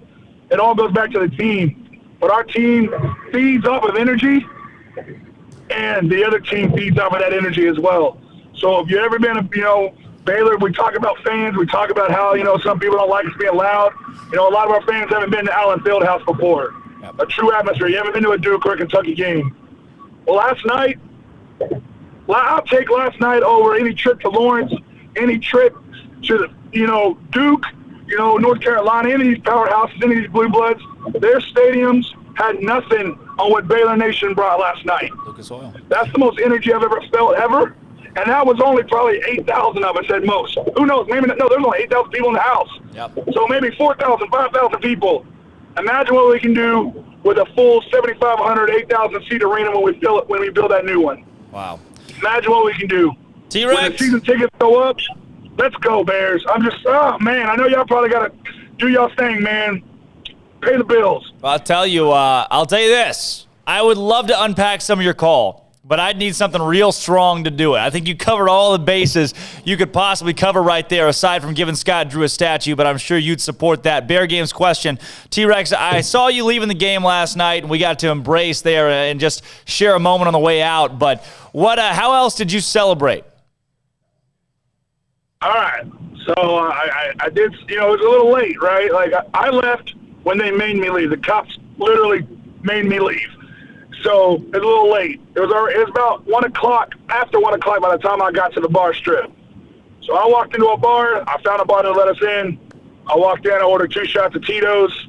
Boom, boom. Gave them that, that Mark Vital special. Boom, boom. And then as I walked out, somebody handed me a bottle of champagne. Took a big swig of that. And then I rode out to the hotel, and I bought 2 cinnamon rolls and a honey bun and a Sprite from the vending machine. Because the bars were shutting down. Had to get some last-minute calories in. Did my shots, man. I drank enough this week. I partied enough. I wanted all those college kids. They made the trip up. That's their time. So, you know what? My time's this weekend. I have a bachelor party this weekend. I had to make sure I made it to Friday. So, Baylor students, burn down 10th Street. I hope it's still smoldering. Just don't burn down Scrubs, because they probably won't be able to rebuild it. So, T-Rex, hey, thanks for your call, man. That was a lot, but you're one of the most passionate, if not the most passionate Baylor fan out there. And man, I just like I told your brother, I love that you're a part of this show. Hey, we appreciate it, man. And the name doesn't come to my head, but the caller before me, if you're still listening, don't worry, man. Making me hold. We're national titles. You can go in front of me anytime you want after me. You can call in and interrupt my call.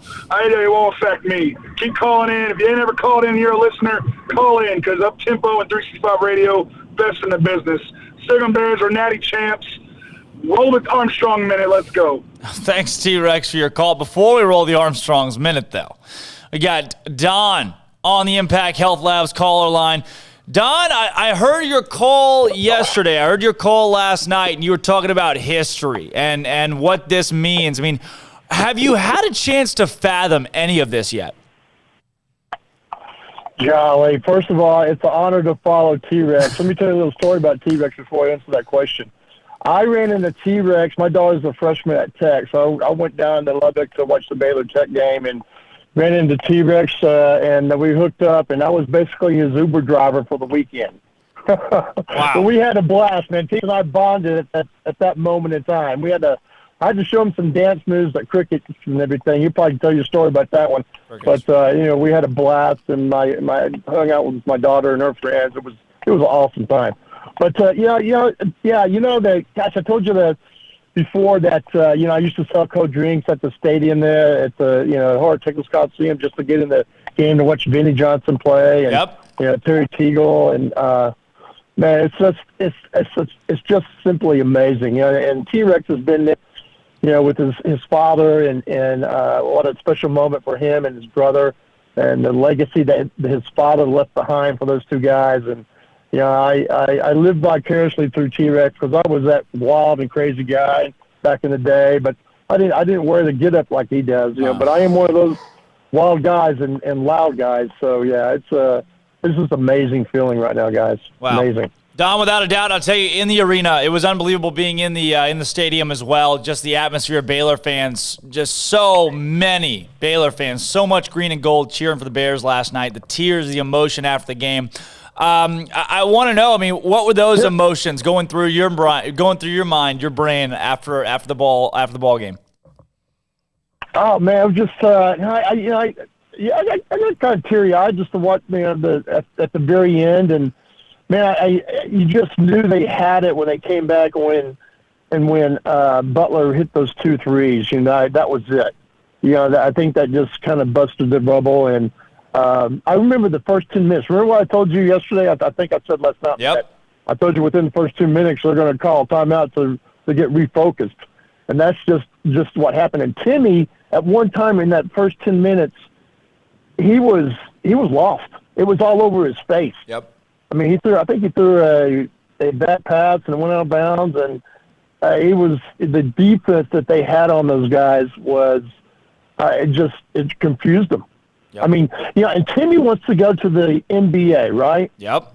And you know what? He needs to stay a couple more years because that NBA is a little quicker than what he's seeing from Mitchell. Mitchell's going to be the catalyst of what he needs to go by. So if he can play with Mitchell, then he can go to the NBA. He can't play with Mitchell right now.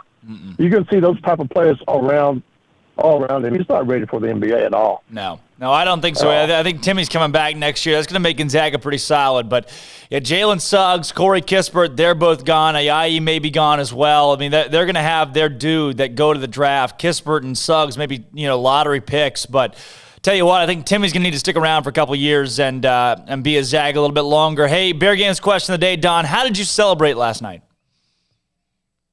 Oh wow! I was with some friends and we just hooping and hollering. We didn't drink ourselves to death or anything like that. But man, it was just an enjoyable night, man. Just screaming and hollering, keeping the kids up by screaming and hollering. Yeah, it was. I told them when I left, I said, listen, I'll never forget you guys. I was here the night that Baylor won national championship, and y'all were a part of it. So we're bonded for life. So. It was a very memorable moment for all Baylor fans, really, and for us old timers, and heck, I'm 60 years old, brother. Wow. But it's golly, it's just a great feeling. Don, I've met you before. I didn't peg you for a day over 45, so you're dropping bombshells on our show today. I appreciate that. I appreciate that. It's a good genes, man. Good genes, good family genes. I'll tell you, last one here for you, Don. We got to roll about 30 seconds before we hit a break, and that's what's your outlook for next season? What do you think? What expectations do you have for Baylor? Well, I think Butler's going to be gone. I think the three guards will be gone. Teague, of course, and then Mitchell will be gone for sure, and Butler will be gone. They have a good nucleus coming back, and I think Everyday John, with a year under his belt, he's going to be phenomenal. I think you used to call it before T-Rex. If he gets that 15-footer down, he's going to be a beast in the middle. And what's the guy that's red shirt, Dane? Oh yeah, Dane Danger. Freshman. Dane Danger. Yes. Yep. I've heard good things about him too. So it's going to be interesting on the chemistry that the team will form. Next year. So. I think they'll win the Big 12 for sure. I think so. I hope so. Hey, Don, thanks for your call, man. Always good to hear from you. No, I appreciate you guys. Thanks a lot. Absolutely. Hey, how about this? Before we go to a break, we got John on the Impact Health Labs caller line. We got to get you in here real quick, John. I got about 2 minutes before we get a commercial break here. The last time John called in, December 12th. I remember that day. It was a Baylor regular season finale against Oklahoma State. John called us about Charlie Brewer, and John's back. John, I bet this is a bit happier. You're a bit happier today than you were on December 12th. Hey, man, I am so stoked. I know all of Baylor Nation is so proud, man, but I want to talk really quickly about what I think was the biggest difference in the game and is not getting enough credit. Our guards have been great all season, but something happened in the last 3 games where Flo Thamba looked like a different player. Chama Chachua on Timmy last night. Wow. I've never seen hands fly like his hand. I mean, Timmy couldn't get comfortable all night because Chama Chachua was just handing all over his face, all over the ball. It's just unbelievable how our bigs came to play in the tournament when really all season that's been a point where you could call our weakness because our guards sure weren't, and our bigs are kind of small comparatively. So, man, I'm just so thrilled, so happy with our guys. And, just hear your thoughts on our bigs last night. I thought the effort was there. That's where it comes into play, especially when your bigs are undersized, quote unquote, compared to the team you're playing. It comes down to effort, and Baylor had it. Baylor had more effort, more speed, stronger. They were stronger last night, and that was the difference down low, especially in the rebound battle. 38-22, the final in the rebound category. John, how did you celebrate last night? Last little quick question in here. Oh man, I was in downtown Dallas, and I was had a little drinky drink, and man, just enjoyed it with the wife. Our freshman year was Scott Drew's first season, so when we were touring campus as a freshman, all of the cameras were out. talking about all of the scandal that happened. So to see Scott Drew from our freshman year go into every game, seeing Curtis Gerald and Dugan turn the program around, and Aaron Bruce, man, it's emotional.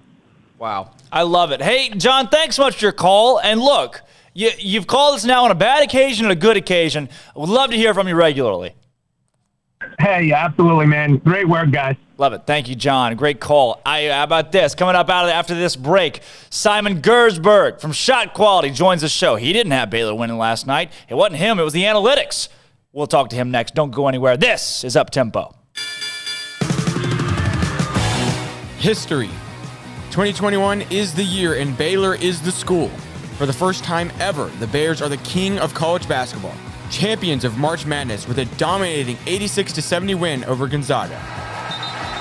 Coach Drew and Baylor complete college basketball's greatest rebound and rebuild with a championship. And what a rebuild it was as Scott Drew and company cut the nets following one of the most dominant defensive performances in college basketball this season, holding the Bulldogs to their lowest scoring output of the year. Cementing his own name in history, Jared Butler was named the tournament's MVP after scoring 22 points and notching 7 rebounds in Monday's game, while Davion Mitchell earned first-team All-Tournament after notching 16 assists in the Final Four alone, the most by a player since 2005.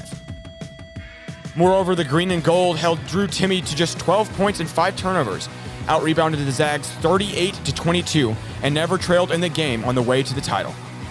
It can't be emphasized enough. The Baylor Bears are the 2021 national champions in college basketball, and it can never be taken away. Other stuff happened in college too, believe it or not, as UNC assistant Hubert Davis was named head coach of the Tar Heels, replacing the retired Roy Williams, and Kansas hired Travis Goff, a Northwestern administrator and alumni, as the school's newest athletic director.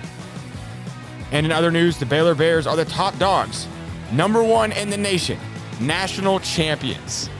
I'm Armstrong Sims, and that's all the news that is news in college sports. This has been Armstrong's Minute on SicEm365 Radio's Up Tempo.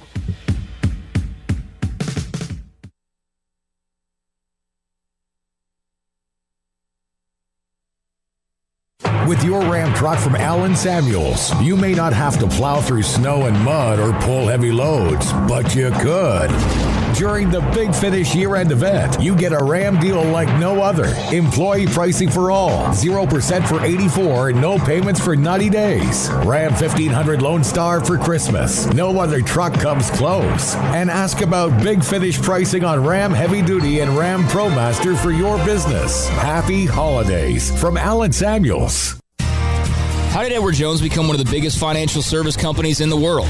By not acting that way. Financial strategies, one-on-one advice, it's a big difference. And that's why Brad Wilson, your Edward Jones financial advisor, makes sense of investing. Experience the difference for yourself. Brad Wilson, 250 Sharon Drive in Woodway, 254-776-4337. Edward Jones, member SIPC.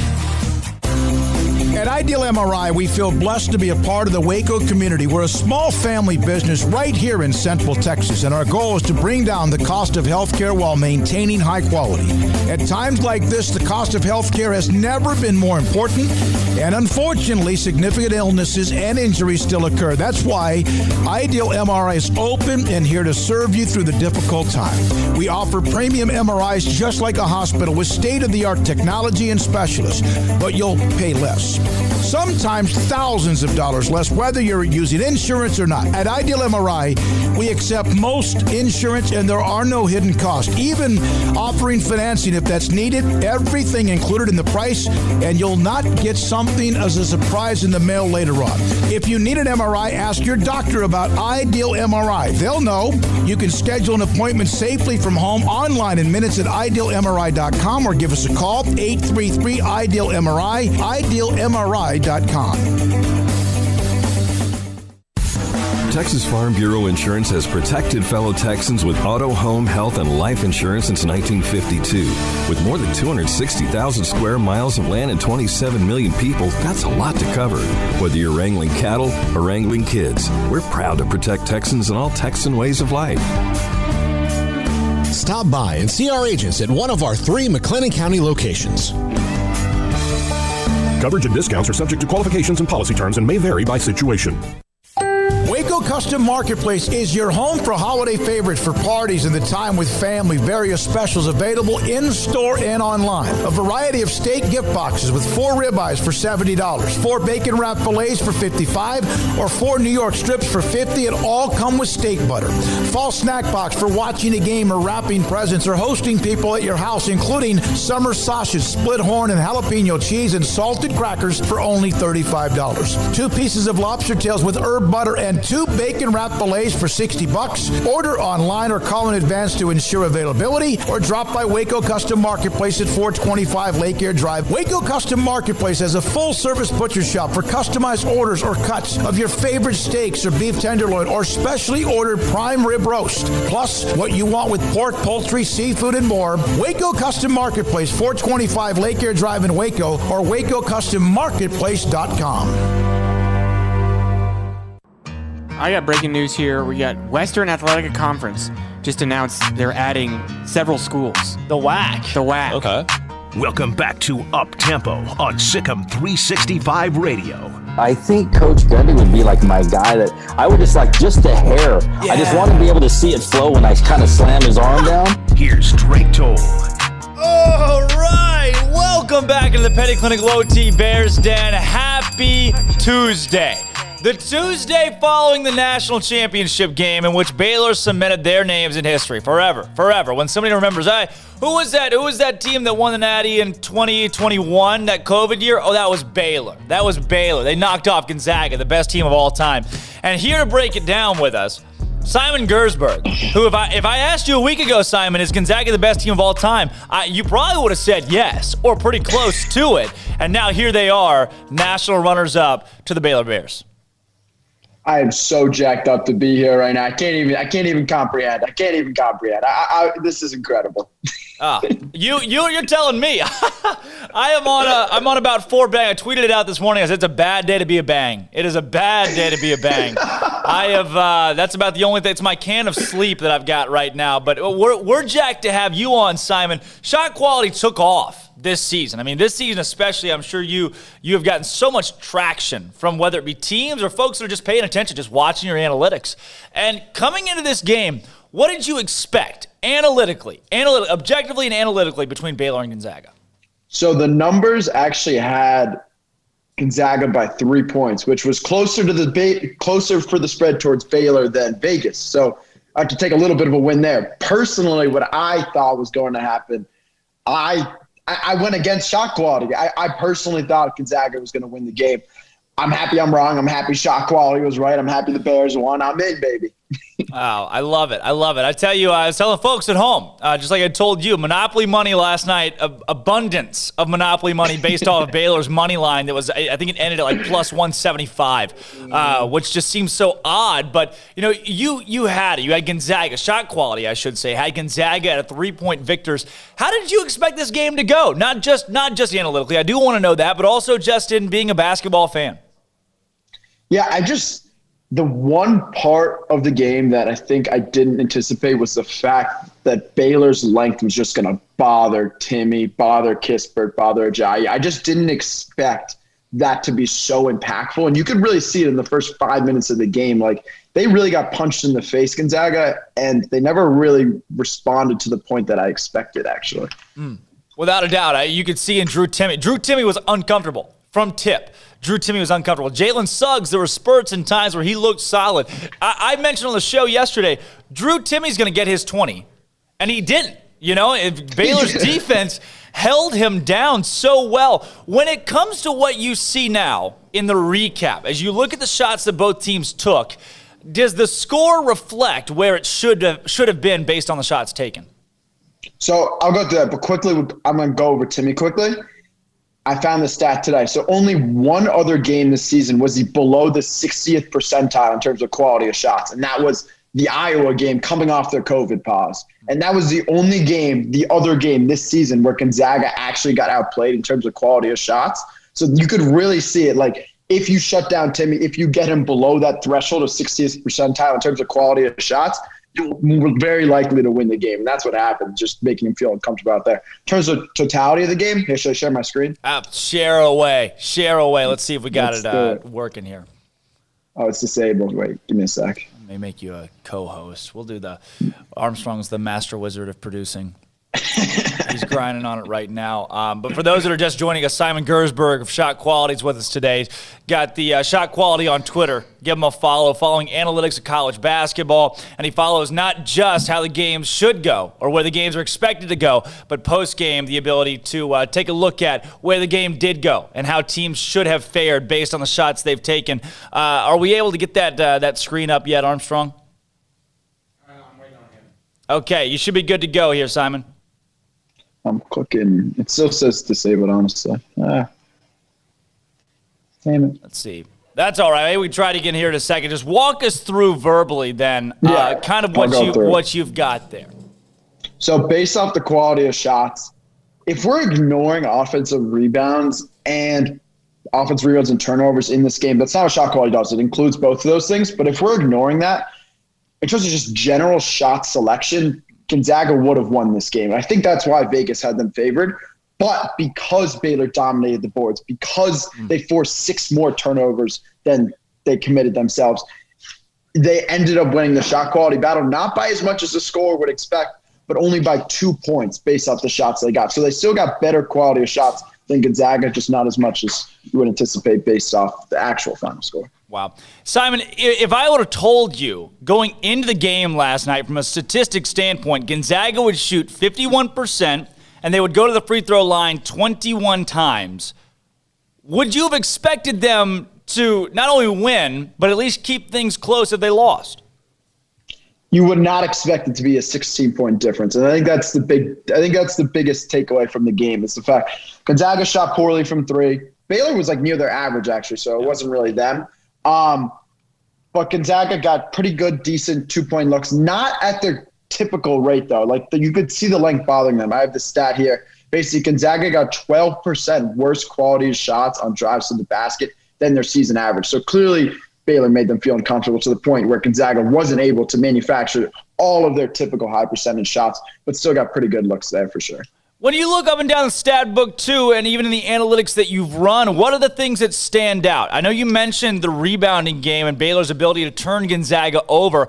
Is there one specific stat, though, or point where you say, hey, this right here, this is where Gonzaga was just done in? How does Drew Timme only get 7 shots in the game? I mean, this is literally the most efficient player in college basketball, or one of the most, I think, with Luka, you could say. How was Baylor able to limit him to 7 shots playing 33 minutes? If you were telling me he played 7 shots, I would say he either got injured or he was in foul trouble. And that really wasn't the case. I mean, he wasn't in a little bit of foul trouble, but he still played 33 minutes. So, you can't, that is crazy to me that he only got 7 shots up. So what was it? From the eye test standpoint, looking away from the analytics, when you think about the game last night and Baylor's ability to win it, everybody out there had Gonzaga. All the national media picked Gonzaga. Why Baylor? Why? Did they just play better than normal for a game? What was the difference? They played slightly above. I mean, ever since the tourney started, you could see this was a different Baylor team. They kind of, that Kansas State game right before the tourney started, they played like shit, and I thought it was on the down. And then right after that, you could see they kind of just turned it up a level right when the tournament started. They looked like that pre-COVID team, and they just played incredible. They played the perfect game script. Scott Drew could not drop something more perfect to take down the Gonzaga Bulldogs. There's no game script I could see that would be better than how they played this game out. That's unbelievable. On the Baylor side, when it comes to guys like Davion Mitchell, Maceo Teague, who's just been scoring in unbelievable spurts throughout the tournament, and then Jared Butler, who is tournament MVP, what have you seen from those guys? Not just in this Gonzaga game where they led the Bears to victory, but also in the Houston game that was just utter obliteration. I mean, you could see Jared Butler. He was not going to lose this game. In the second half, right when Gonzaga, you felt a little hope for them, he's just three, deep third, catch and shoot. I think Jared Butler, I keep flip-flopping in terms of an NBA draft perspective on who's the better prospect between him and Davion. And, I think Butler, just as off-the-dribble three-point shooting, I mean, Davion clearly has the athleticism over him, but, that off-the-dribble three-point shooting, that's an elite skill that he really has, and that will translate to the NBA for sure. Simon, I got to a two-part question for you, and kind of the second part hinges on the answer of the first, and that's based on what you see in the shot quality metrics. If Baylor and Gonzaga played a best-of-7 series, who do you think would win it solely based on metrics and in how many games? If I had to guess, is a great question. I would say Gonzaga. Well, can we exclude this game that happened, like a brand new series? Or brand new series. I asked you this a week ago. I would say Gonzaga would win in 6 if I had to guess. Then eye test. What you saw last night. I know Jay Billis put a tweet out there that was like, Gonzaga's big, but Baylor works out with the football team. Like that was kind of the mantra of last night's game. When you think about that, watching the eye test, is that any different? I think Baylor might win in 7. They're like, just like the way they were able to just outplay them, like physically and mentally, like that's something that's almost unquantifiable. Some guy commented at me. He was like, one variable shot quality doesn't have is that these Baylor guys are dogs. And I'm just like, yeah, I'll add that. I'll add that variable. I'll add it to the algorithm. I love it. I'll tell you, last night's game obviously surprised a lot of people, especially in the way that it was played and Baylor winning by the margin they did. I heard the word thrown around just one time so far, and I thought we'd hear it a lot more, and that was the word fluke. Do you think this was a fluke? No. If they lost the shot quality battle by like 10, like that was my biggest fear, honestly, after the game. I was like, I do not want to get hate mail from the Bears fans, like, because they legitimately got better shots than one of the greatest teams of all time. So how could that be a fluke? Like they clearly just outplayed them, which is just absurd because Gonzaga was so freaking good. Looking at this game, too, and I don't know if you've had a chance to compare it to other games that maybe Baylor or other teams have played in the country this year, but is this one of the better games that you've seen shot quality-wise amongst other teams that have had breakout or big games across the year? I actually haven't checked the numbers yet, but it's definitely a top 10 performance in terms of like adjusted shot offense minus defense, just because of the fact you got better quality shots than the best team in college basketball on this side. So it only makes sense that it'd be a top 10 performance. Wow. Simon, before we let you go here, I know we want to get you here in a quick spot. You got class too. You're running this whole, I saw your tweet today, running the whole thing from a dorm room. So you get it. The college kid life where you're running sports media on the back end on the side. How about this though? The Bear Games question of the day today for folks out there is, how excited are you, or how did you celebrate last night's win? I'm gonna alter mine for you, and that's the success of shot quality and where you've come with this site, with the social media, the presence that you've got, the references you're getting from college coaches, NBA coaches, and even those in sports media. How do you celebrate that? Kind of, what are your thoughts on the growth of shot quality? Oh, man, how can I celebrate this? How can I put this nicely? A big bottle of Jim Beam, I don't know, just anything. Anything. I tell you what, you come to Waco and it's on us. That's for sure. You come to Waco at any point in time, it's on us. The second Bear Games question, too. Simon, we've talked about this. Who's your team? Colgate. Okay. Colgate all the way. Toothpaste Central. This is Colgate. What is the outlook? Today's Bear Games question was for the Bear fans. What is your outlook going into next season? For you, though, what is your outlook on Colgate going into next year? We're going to be tough. I think we'll be in the tournament 100% guaranteed. We'll probably play the Bears, maybe first, second round. It'll be a tough matchup for you guys. I'm predicting it now. I'd say shot quality spread might have Colgate by like 15, 20, something like that. I don't know. Jeez, I've got Baylor and Colgate meeting in the Final Four next season. Colgate's a 2 seed. They wipe through their non-conference, knock off a couple top 10 opponents. Colgate to the Final Four. You heard it here first, too. Clip this. Simon Gersberg of Shot Quality. Thanks so much for joining us, as always. Of course, I appreciate it, Jerry. Listen, I know the offseason's coming up. I know it's coming up, but you're coming back. We're gonna do this frequently just because I love talking hoops. Third time I've been on, 3 weeks? I'm loving this. I'm like a regular at this point. This is great. Our resident shot quality expert again, Simon Gersberg. Thanks so much for coming on. Appreciate it. All right, that was Simon of Shot Quality. Follow him on Twitter, Shot Quality or shotquality.com, and you can follow along with all that they do. A lot of different analytics and things they're pumping out through their website that talk all things college basketball. All right, here's what I want to do. Let's hit a break right here. When we come back, I've got some things to go over from last night. Being in Indianapolis last night, there's a whole lot to tell, folks. There's a whole lot to tell and a whole lot behind the scenes the cameras just couldn't capture. All that and more after this break. Don't go anywhere. This is Up Tempo. History. 2021 is the year and Baylor is the school. For the first time ever, the Bears are the king of college basketball. Champions of March Madness with a dominating 86-70 win over Gonzaga. Coach Drew and Baylor complete college basketball's greatest rebound and rebuild with a championship. And what a rebuild it was as Scott Drew and company cut the nets following one of the most dominant defensive performances in college basketball this season, holding the Bulldogs to their lowest scoring output of the year. Cementing his own name in history, Jared Butler was named the tournament's MVP after scoring 22 points and notching 7 rebounds in Monday's game, while Davion Mitchell earned first-team All-Tournament after notching 16 assists in the Final Four alone, the most by a player since 2005. Moreover, the green and gold held Drew Timme to just 12 points and 5 turnovers, out-rebounded the Zags 38-22, and never trailed in the game on the way to the title. It can't be emphasized enough. The Baylor Bears are the 2021 national champions in college basketball, and it can never be taken away. Other stuff happened in college too, believe it or not, as UNC assistant Hubert Davis was named head coach of the Tar Heels, replacing the retired Roy Williams, and Kansas hired Travis Goff, a Northwestern administrator and alumni, as the school's newest athletic director. And in other news, the Baylor Bears are the top dogs, #1 in the nation, national champions. I'm Armstrong Sims, and that's all the news that is news in college sports. This has been Armstrong's Minute on SicEm365 Radio's Up Tempo. From the first workout to the last practice, sports is an incredible challenge.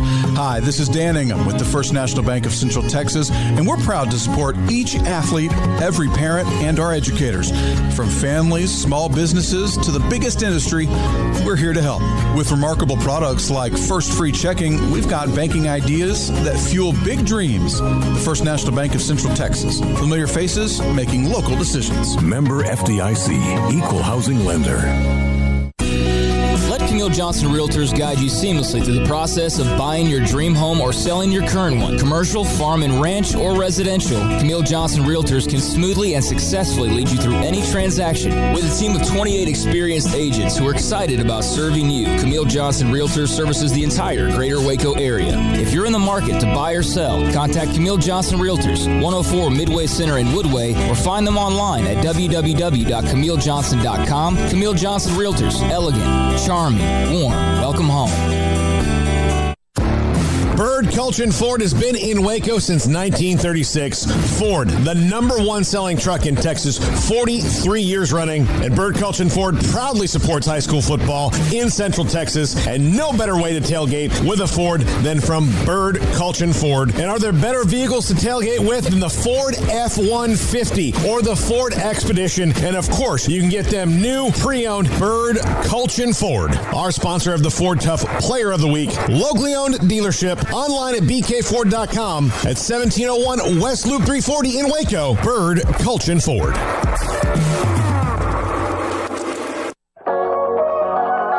The holidays are here, and I have a simple question for you. Will you weigh as much more or less than you do right now when the holidays are over? Why not end the year in better shape than when you started and create momentum for 2021? Waco Regional Tennis and Fitness has numerous options for stocking stuffer gifts with gift cards for gym or tennis membership, fitness merchandise, tanning, massage, tennis lessons, and personal training. Perhaps a gift for a client, a family member, or a friend. You just need to walk through the front door to change your life. Waco Regional Tennis and Fitness with personal trainers Christy London and Randall Corley. 40-plus group exercise classes, including twice-a-week boot camp. Spacious, clean workout room, free weights, Cybex cardio equipment, and no intimidation. A tremendous camaraderie and family atmosphere. So get the best and healthiest Christmas gift you can for someone or yourself. It's time to react today, not tomorrow, at Waco Regional Tennis and Fitness on Lake Shore Drive in Waco.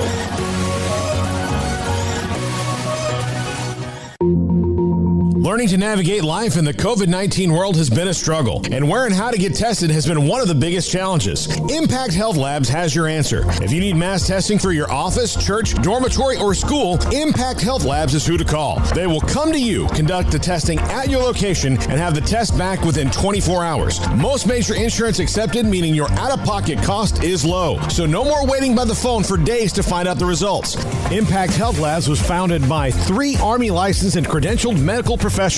They believe in accuracy, efficiency, and doing the job right. Call 254-744-6233 to set up your group screening today. Impact Health Labs, on-site, prompt, and accurate, taking COVID-19 head-on. Again, that number is 254-744-6233 or online at impacthealthlabs.com. Welcome back to Up Tempo on SicEm365 Radio. No capes.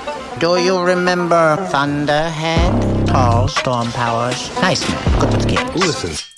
Call us on the Impact Health Labs caller line at 254-339-1122. Dyna guy, snag on takeoff. Splashdown, sucked into a vortex. No capes. Here's Drake Toll and Armstrong Sims. Welcome back to the Petty Clinic Low T Bears Den. Drake Toll, Armstrong, Sims, Cole, and Jagger in here with us today. Oh boy, howdy, folks. Do I have a story for you? First, I want to say this: great show today. I love the call volume we had on the top of the show. Baylor, oh my gosh, Baylor won a national championship yesterday. Final or the call volume today. We've had callers in range of 13 years old to 71 years old, 23-year-old, 29. 36, 60, all across the board today. I love that. You know, there are shows out there, they say, it's not your grandparents' show. It's not your grandma's show. We are your grandma's show, and your aunt's show, and your uncle, and your great-grandma, and your grandpa, and everybody else. We're everybody's show here at Up Tempo. We're your show. It's not mine. Armstrong? He's shaking his head. It's not his. Wow, monumental moment in Up Tempo history. Armstrong saying it's not his show. I think we're getting a little bit of freeze action here. Last night, I'll tell you this, some stories from last night. We'll get into this a little bit more later. Morgan Uber comes on at 1:05.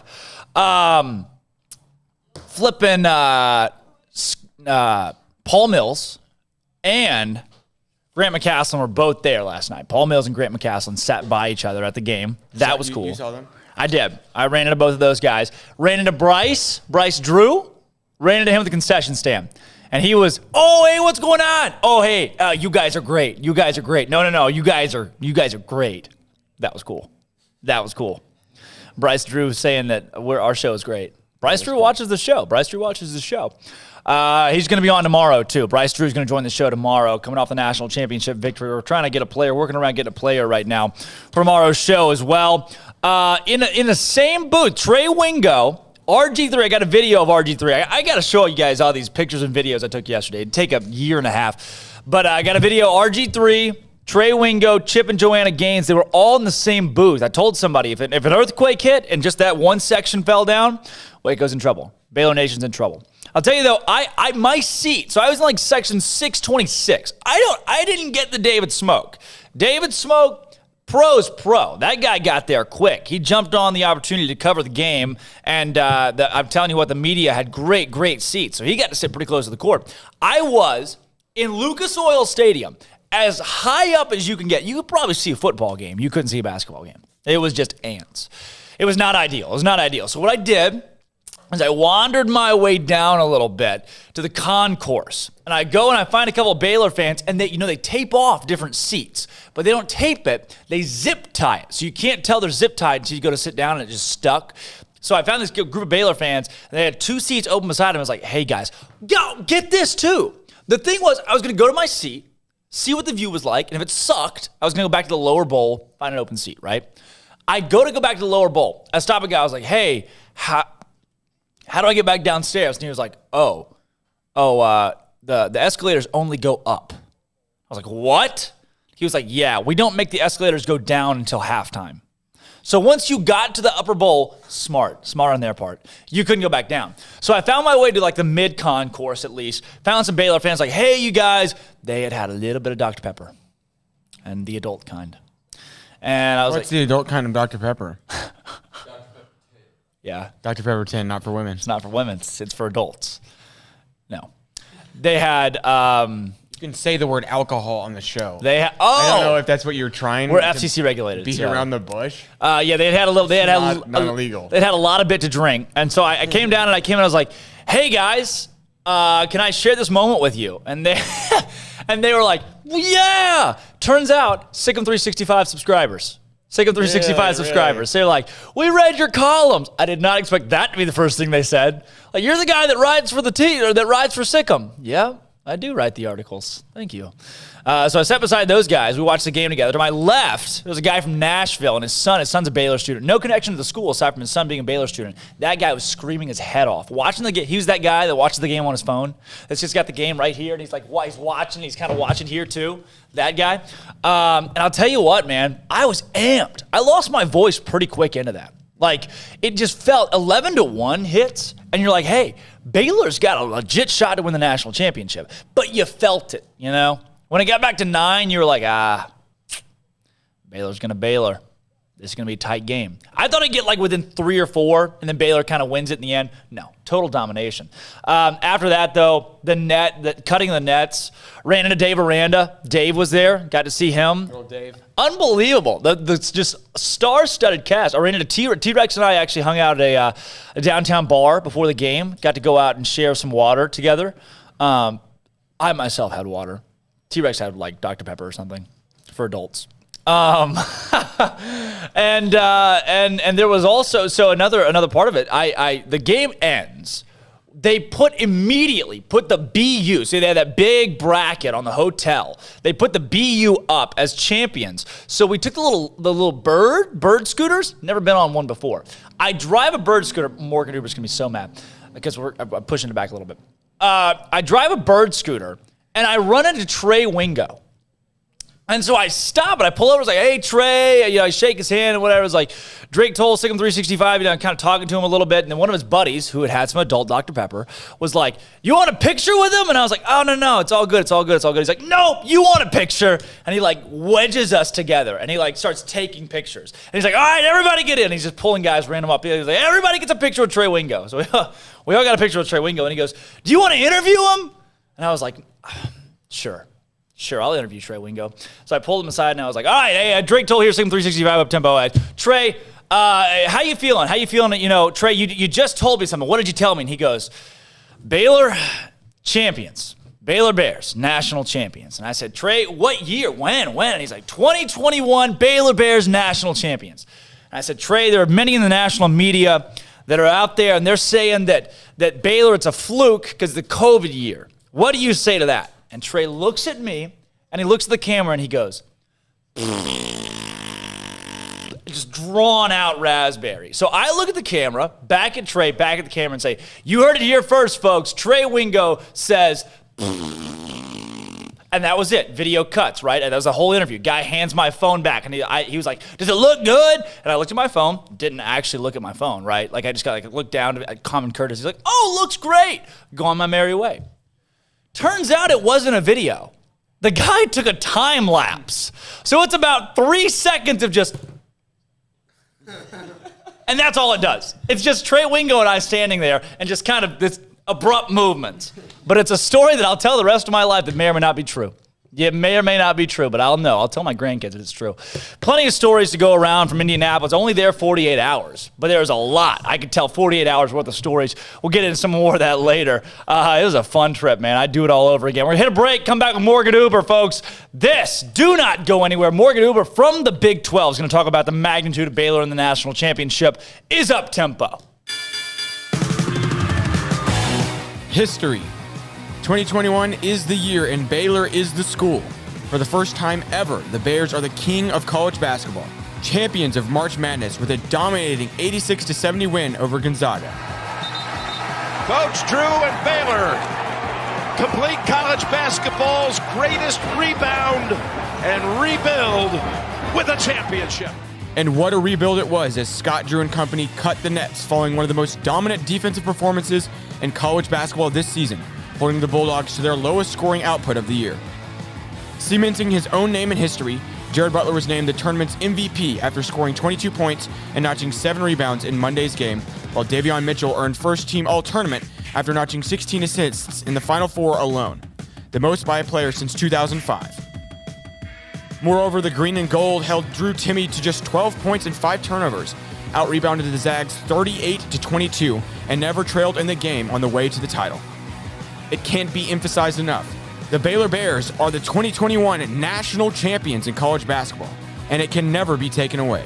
Other stuff happened in college too, believe it or not, as UNC assistant Hubert Davis was named head coach of the Tar Heels, replacing the retired Roy Williams, and Kansas hired Travis Goff, a Northwestern administrator and alumni, as the school's newest athletic director. And in other news, the Baylor Bears are the top dogs, #1 in the nation, national champions. I'm Armstrong Sims, and that's all the news that is news in college sports.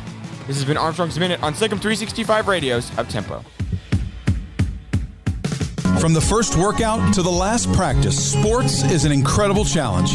Hi, this is Dan Ingham with the First National Bank of Central Texas, and we're proud to support each athlete, every parent, and our educators. From families, small businesses, to the biggest industry, we're here to help. With remarkable products like First Free Checking, we've got banking ideas that fuel big dreams. The First National Bank of Central Texas. Familiar faces making local decisions. Member FDIC, Equal Housing Lender.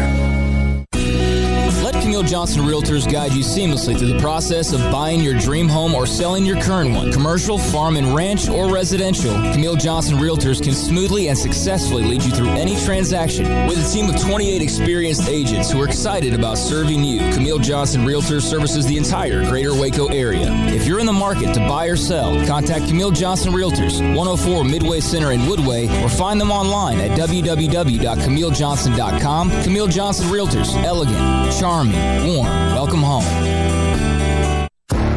Bird Culchin Ford has been in Waco since 1936.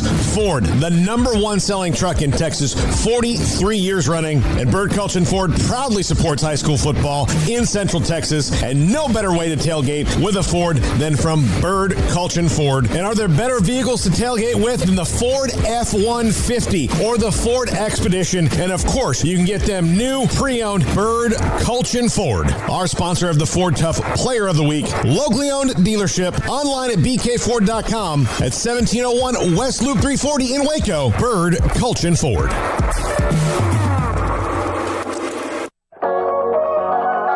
The holidays are here, and I have a simple question for you. Will you weigh as much more or less than you do right now when the holidays are over? Why not end the year in better shape than when you started and create momentum for 2021? Waco Regional Tennis and Fitness has numerous options for stocking stuffer gifts with gift cards for gym or tennis membership, fitness merchandise, tanning, massage, tennis lessons, and personal training. Perhaps a gift for a client, a family member, or a friend. You just need to walk through the front door to change your life. Waco Regional Tennis and Fitness with personal trainers Christy London and Randall Corley. 40-plus group exercise classes, including twice-a-week boot camp. Spacious, clean workout room, free weights, Cybex cardio equipment, and no intimidation. A tremendous camaraderie and family atmosphere. So get the best and healthiest Christmas gift you can for someone or yourself. It's time to react today, not tomorrow, at Waco Regional Tennis and Fitness on Lake Shore Drive in Waco.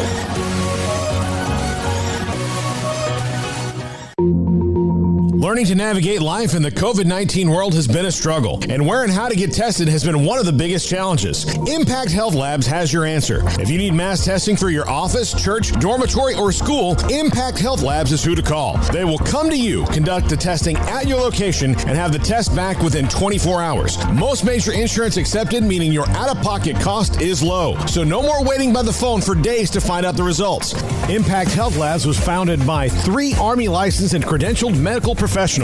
They believe in accuracy, efficiency, and doing the job right. Call 254-744-6233 to set up your group screening today. Impact Health Labs, on-site, prompt, and accurate, taking COVID-19 head-on. Again, that number is 254-744-6233 or online at impacthealthlabs.com.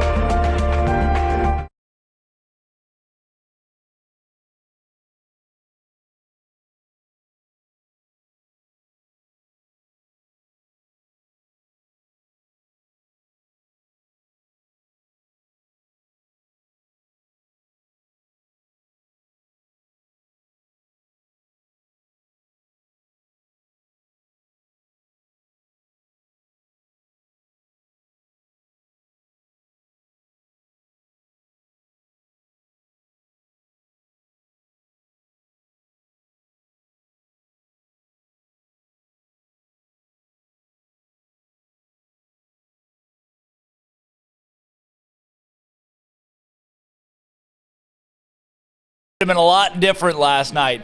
The scene in Waco would have been much, much different. But, hey, we don't have to worry about that. The Baylor Bears are champions of college basketball. And on the show now, Morgan Uber, who has joined us all season. Morgan, here's where I want to start. How cool is it that we talked for the first time in January, just breaking down conference basketball game by game, talking about maybe, just maybe, and lo and behold, I don't even want to say the stars aligned. Things just went like Baylor, expected them to go, and they won a national championship. Drake, here we are, so happy and so excited to be here with you today, talking good things. It's pretty crazy thinking back to January, the way that Baylor was playing. You and I and Baylor fans and these players knew at that point and all season, really, they were ranked number 2 behind Gonzaga all season. But last night, the entire country got to witness really who the best team in college basketball was, and it was on full display. I think, so much of this season we talked about, is Baylor going to get back after the COVID pause? And they got back and some. So just a really great accomplishment for Baylor. I'm sure Waco was rocking last night. I know you were up in Indy, but just really excited for all the fans there and fans across the Big 12. This is a win, not just for Baylor University, but for the entire Big 12 conference, who all season long showed that we were the best conference really in college basketball. We got Cole running our audio today, and Cole was talking about it. Scruff's is the local place here that folks go to celebrate the big victories. And last night, I'm surprised they didn't burn the place down. It was something, to say the least. Even though I wasn't here, plenty of videos that were going out across Barstool and Old Row. I tell you, Morgan, the impact, not just in Waco and not just in the state of Texas, but for the Big 12 Conference. Just the second national champion from a conference that is so good at basketball. What does this mean to the league?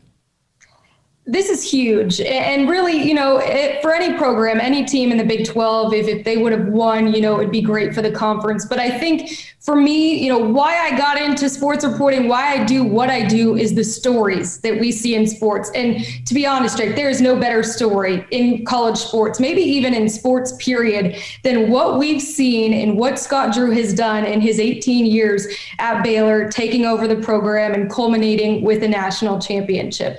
And not even that, but also you can just look back to what happened over the past year. Last year at this time, we were sitting here, twiddling our thumbs, missing sports, wondering, if we would have an NCAA tournament, and wondering if Jared Butler and Macy Teague, if they would return or, head out to the NBA after they tested the draft waters. So for all of it to, come out like it did, for Baylor, just a really exciting moment for Baylor, for the Big 12 conference. And, certainly if you can see me over video here, I know you can, but for the fans that can't, I've got my Big 12 gear on right now, repping it loud and proud. And if I had Baylor gear, I would have my green on, but I don't. So I'm going to run to my rally house here soon, hopefully, and able to get some Baylor gear here up in Dallas, Texas. But, again, you can't overstate just how significant what Coach Drew did for a program 18 years ago, and spoke it into existence that he would win a national championship at Baylor. And you and I talked last week. You asked me how confident I was. We'd be sitting here on Tuesday talking about a national champion in Baylor, and we spoke it into existence. So I think I need to, practice that a little bit more maybe in my day-to-day life. But, congratulations to Scott Drew and to all the players and to Baylor Nation. Wow. Morgan, I want to ask you from a personal standpoint, you have been around college basketball and around a couple different conferences now in your career in sports media. So you represent the Big 12, coming on the show every week, talking about a full conference perspective. But for you personally, now to be in a conference, having covered a team like Baylor that is now a national champion, what is that like for you as a journalist? It's really unique. And I think, for this program specifically, I came in last year when really Baylor was, rising to the occasion and got to interview Scott Drew. In fact, he was one of my first interviews that I did with men's basketball last year. I had him on my show inside the Big 12 and, talked about when they were ranked number 1 in the country and what that meant to him and this program. And he said, there's still work to be done. We're number 1, but, we have much more more work to do. So, I feel like I've been a part of this journey. So it was actually kind of emotional for me last night to sit on my couch watching from home in Dallas, Texas, watching them raise that trophy, and to wake up in the morning and have, Scott Drew, Jared Butler on the Today Show and, all the morning shows on ESPN. It was, really cool to see the team that you've covered. And, I'm sure you feel a bit of the same sentiments, just that we've been on this ride with them. We've been a part of this journey. The time that they were in that 21-day COVID pause,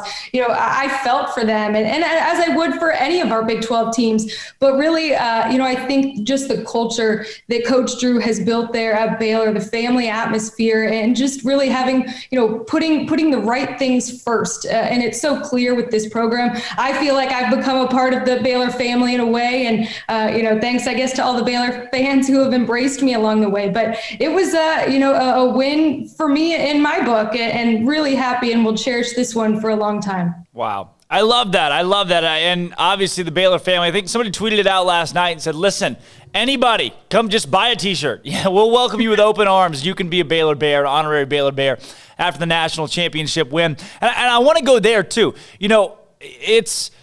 I referenced this on the show, I think yesterday, if not yesterday, late last week, that Gonzaga is considered a true mid-major, and that Baylor would be the mid-major of the Power Five. Similar to a TCU, a Northwestern, Vanderbilt, a lot of those private schools, smaller alumni pools, smaller student populations, they seem like the mid-majors of the Power Five. What does it mean to have a school like Baylor, the little private Baptist school in Central Texas, win a national championship?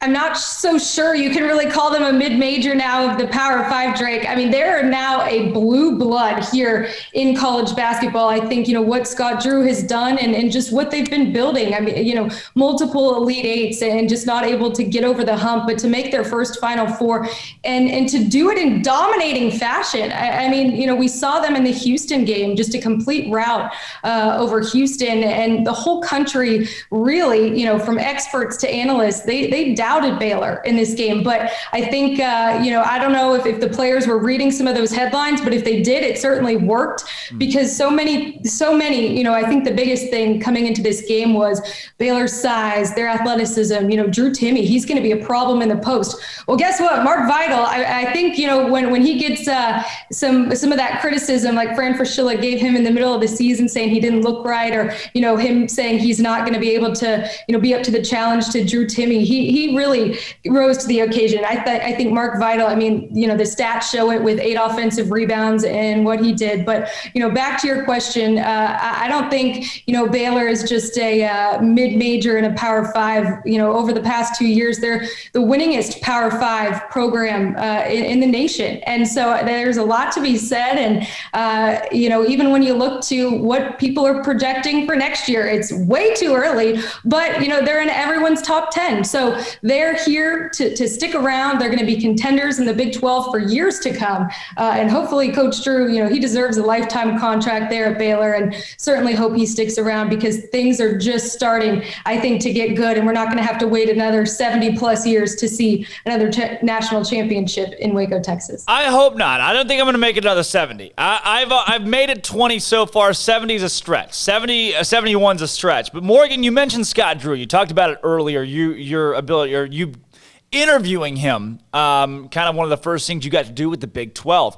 And a guy like that, there's a picture that went out today of him with a shopping cart of equipment, wheeling it out to load up the bus to head back to Waco, that he was helping load the equipment with the team to get back to Waco. And somebody sent us that picture and said, obviously the championship has already gone to his head. Just kind of poking a satirical poke at his humility and just the guy, the character that is Scott Drew. Can you speak to that at all? Absolutely. I saw that photo and I retweeted it the second I saw it. I think I saw it within 30 seconds of whoever tweeted it, being out there. But, for him, he's about, and that picture exemplifies it, all of the right things. When you listen to the interviews, when you listen to the post-game, press conferences, it's always about everyone else, not him. He never takes the credit, but he deserves all the credit in the world for what he's done. He's brought all the right pieces there at Baylor. He is the culture built around family and is about all of the right things. And I think it shows in his players. It comes out on the court literally in the way that they play. I mean, the unselfishness of this team is so apparent, and it's been that way really throughout my entire time here. I guess, the past 2 seasons of watching them, every night. So his positivity, it spreads, and I think, he deserves all of the credit in the world. But yeah, that picture was pretty awesome. That was something else. And, I expect, great things to continue to be built there in Waco. Morgan, we talked about how Baylor is representing the Big 12 with this championship victory, and folks have thrown it out in the national media that it's the Big 12, it's just their second championship. I want to know, though, there are programs across college basketball that are marred in scrutiny and scandal, and Baylor is one of those that has that culture of joy. Scott Drew wants to do things the right way, and that is on full display across the country now as a representative of the Big 12. What does it mean not just to have a Big 12 team win the national championship, but one that represents the conference in the way that Baylor does? I mean, you put it perfectly. For all the eyes in the country, everyone tuning into that game. This was a game that was so highly anticipated. We were robbed of it, 4 months to the very day. Yep. So, it was just in the national spotlight. You couldn't have asked for a bigger stage. And for them to come out in the way that they did, the way that they played, but, also in the interviews and just, Scott Drew, I don't think every single person that's met him talked about him. They have nothing but amazing things to say. I mean, he is just, the cream of the crop, and he recruits players like him that fit his system, that fit his style. I mean, not everyone is for Scott Drew and Baylor, but he has found the right players, the right pieces, and he's done it without these McDonald's All-Americans, without any top 50 recruits. I mean, when you look at, what they did here, it's guys that come, they play hard, they have a great work ethic, and that's instilled by their head coach. So really, yes, I think, they are a great representation of, the Big 12, of college basketball, of college sports, really in its entirety. Morgan, you also mentioned Baylor being back in a national championship or on that scene, and it not being a 71-year gap for the next one, and we all hope not. But I want to know, even though there's a great recruiting class coming in for Scott Drew, top 5 in the country, what gives you confidence that this success will sustain even past next season?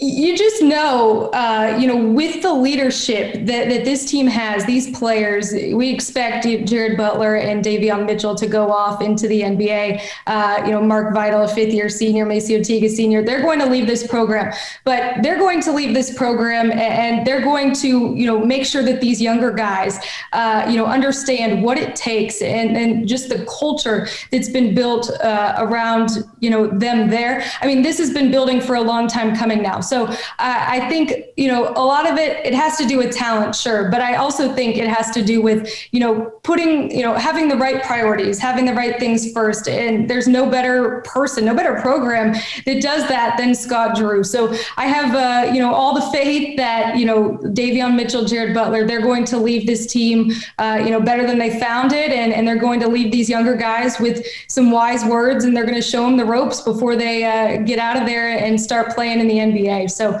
yeah, I do think, with the talent they have coming in, it's really exciting. But again, they're going to be young, and but they'll be able to rely on guys like Matthew Meyer, Jonathan Chama-Chachua, Adam Flagler's back. So some really great pieces will be back. But when you lose 4 starters, sure, that's going to be tough. But at the end of the day, it really comes down to the culture of a program, and that'll still be there long after these guys are gone.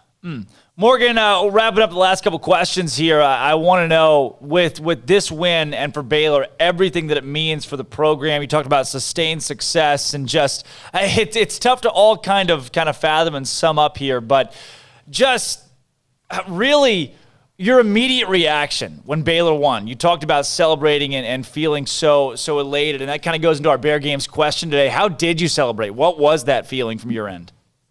Well, for me, I was here on my couch in Dallas, Texas, and I was the one actually. I run, as you know, Drake, all of our Big 12 social media. So I got to get the graphics ready, and I had those ready. And sometimes it's a little nerve-wracking when you do it before the buzzer sounds, before that final second. But, to be honest, I mean, when it was 11-1 in that game early on, I had all the confidence in the world that Baylor was going to finish this thing out. We had seen, early runs like that by Baylor before in the regular season, early in games. But to me, that one just felt different. Gonzaga, they were never able to settle in, never able to put a run together. Just when you thought maybe they would, I mean, Baylor's defense was absolutely destructive, swarming in every way possible. So, I got those graphics already, and to be able to, put that out there for the world to see, I engaged with some of the other content that was out there on the Baylor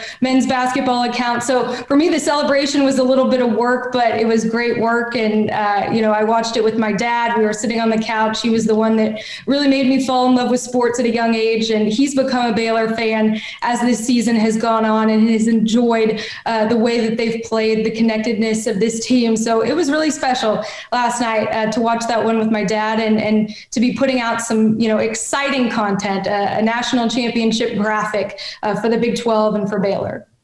Morgan, last question for you here. As a basketball analyst and a fan, combining the two and just what you've seen in college basketball over the years, is this Baylor team one of the best to ever do it?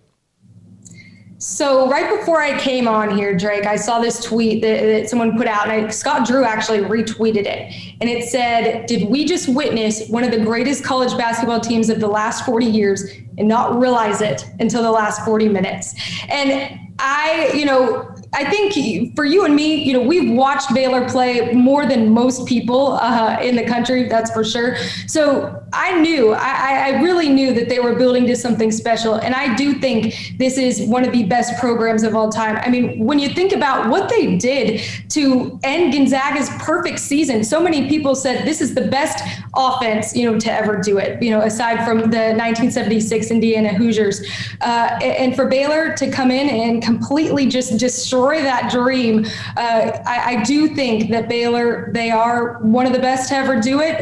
These names will be forever hung in the rafters, and we will never forget just how this season, ended. For them to do what they did, get back to playing the way that we knew they were capable of, just the adversity they had to overcome. They had to be in a bubble. There's no asterisk needed next to this national championship. For anyone that says that, I will highly debate that, because I think, what they did, it was probably one of the hardest national championships to ever win, with all the pauses, the testing, the distraction, no fans in some of their games. So for them to do it the way they did, this will be the most unique national championship, and probably the most, hardest earned in what they had to go through. So, tip of the cap to Baylor, and very excited they'll be able to celebrate this one really forever. I love it. Morgan, thank you so much for joining the show. I know we've got a bunch of coaching changes, administrational changes in the conference. And what do you say we do it all again next Tuesday and talk about those? Yeah, sounds great. And we'll keep talking about the national championship too, Drake, because long time, we'll talk about this one for a long time. For the next 71 years. Morgan Uber, thanks so much again for joining the show. Thank you, Drake. Enjoy it. Again, that was Morgan Uber, Big 12 digital correspondent, talking about Baylor basketball and the win that Baylor pulled off against Gonzaga yesterday. 86-70, Baylor, kings of college basketball. All right, I am Drake Toll, Armstrong Sims, Cole, Jack. When we come back, don't go anywhere. Scott Drew bites. We got a little bit of Scott Drew, a little bit of Jared Butler. They spoke to media after the game. Here's what they had to say. That is coming up after this. This is Up Tempo. History. 2021 is the year and Baylor is the school. For the first time ever, the Bears are the king of college basketball, champions of March Madness with a dominating 86-70 win over Gonzaga. Coach Drew and Baylor complete college basketball's greatest rebound and rebuild with a championship. And what a rebuild it was as Scott Drew and company cut the nets following one of the most dominant defensive performances in college basketball this season, holding the Bulldogs to their lowest scoring output of the year. Cementing his own name in history, Jared Butler was named the tournament's MVP after scoring 22 points and notching 7 rebounds in Monday's game, while Davion Mitchell earned first-team All-Tournament after notching 16 assists in the Final Four alone, the most by a player since 2005. Moreover, the green and gold held Drew Timme to just 12 points and 5 turnovers, out-rebounded the Zags 38-22, and never trailed in the game on the way to the title. It can't be emphasized enough. The Baylor Bears are the 2021 national champions in college basketball, and it can never be taken away. Other stuff happened in college too, believe it or not, as UNC assistant Hubert Davis was named head coach of the Tar Heels, replacing the retired Roy Williams, and Kansas hired Travis Goff, a Northwestern administrator and alumni, as the school's newest athletic director. And in other news, the Baylor Bears are the top dogs, #1 in the nation, national champions. I'm Armstrong Sims, and that's all the news that is news in college sports. This has been Armstrong's Minute on SicEm365 Radio's Uptempo.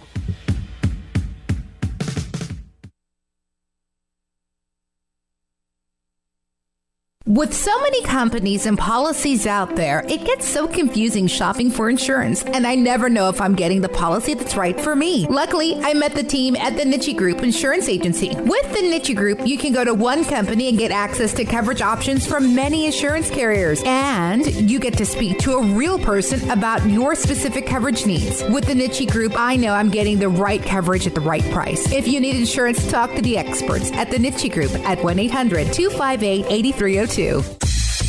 Southwest Sports Medicine and Orthopedics, the team physician of Baylor Athletics. Our doctors specialize in the diagnosis and treatment of any and all sports-related injuries. Celebrating over a decade of service in Central Texas, our doctors are equipped to handle a wide range of issues, whether it's your foot or ankle, orthopedic spine care, your hand or wrist, knee and shoulder pain, or if you're in need of our arthritis or total joint clinic. Come see us at the new Baylor Scott and White Ted and Sue Getterman Sports and Orthopedic Center. Trusted doctors at Baylor Trust, Southwest Sports Medicine and Orthopedics. Our goal is to get you back in the game. Hey, this is Bryce Petty, former starting quarterback and two-time Big 12 champion, and I know firsthand the importance of being in top shape both on and off the field. So listen up, men. If you're feeling beat down day in and day out and looking for that high-performance edge that separates the men from the boys, then look no further than the Petty Clinic Low T in Waco. Petty Clinic is a comprehensive men's healthcare clinic with an atmosphere catering to men. Board-certified Dr. Kent Petty has a special interest in offering the highest quality medical care to men of all ages. Some of the services offered include screening and treatment for low testosterone or thyroid, infertility, high blood pressure, diabetes, high cholesterol, sleep apnea, while offering comprehensive wellness exams and complete men's health lab panels. High performance men, remember, it's not just a Petty thing. This is Bryce Petty, encouraging you to reach out and Google search Petty Clinic Low T or go to pettycliniclowt.com and get your complimentary lab screening today.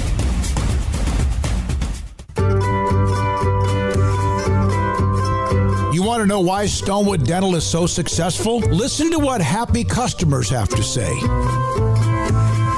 It's pleasant. It's different than any other dentist's office. I really feel like they care.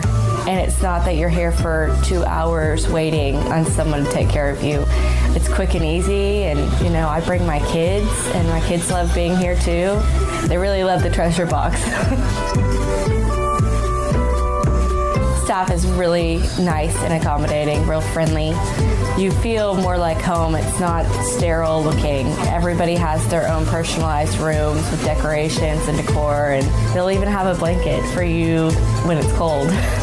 I've recommended people to actually come here, and they are patients now. I really love it here. It feels like family. Learn more, stonewood-dental.com.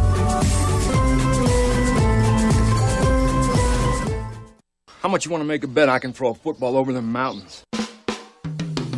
Welcome back to Up Tempo on SicEm365 Radio. Paulie, give me some of your tots. No, go find your own. Come on, give me some of your tots. No, I'm freaking starved. I didn't get to eat anything today. Call us on the Impact Health Labs caller line at 254-339-1122. Paulie, don't be jealous that I've been chatting online with Dave all day.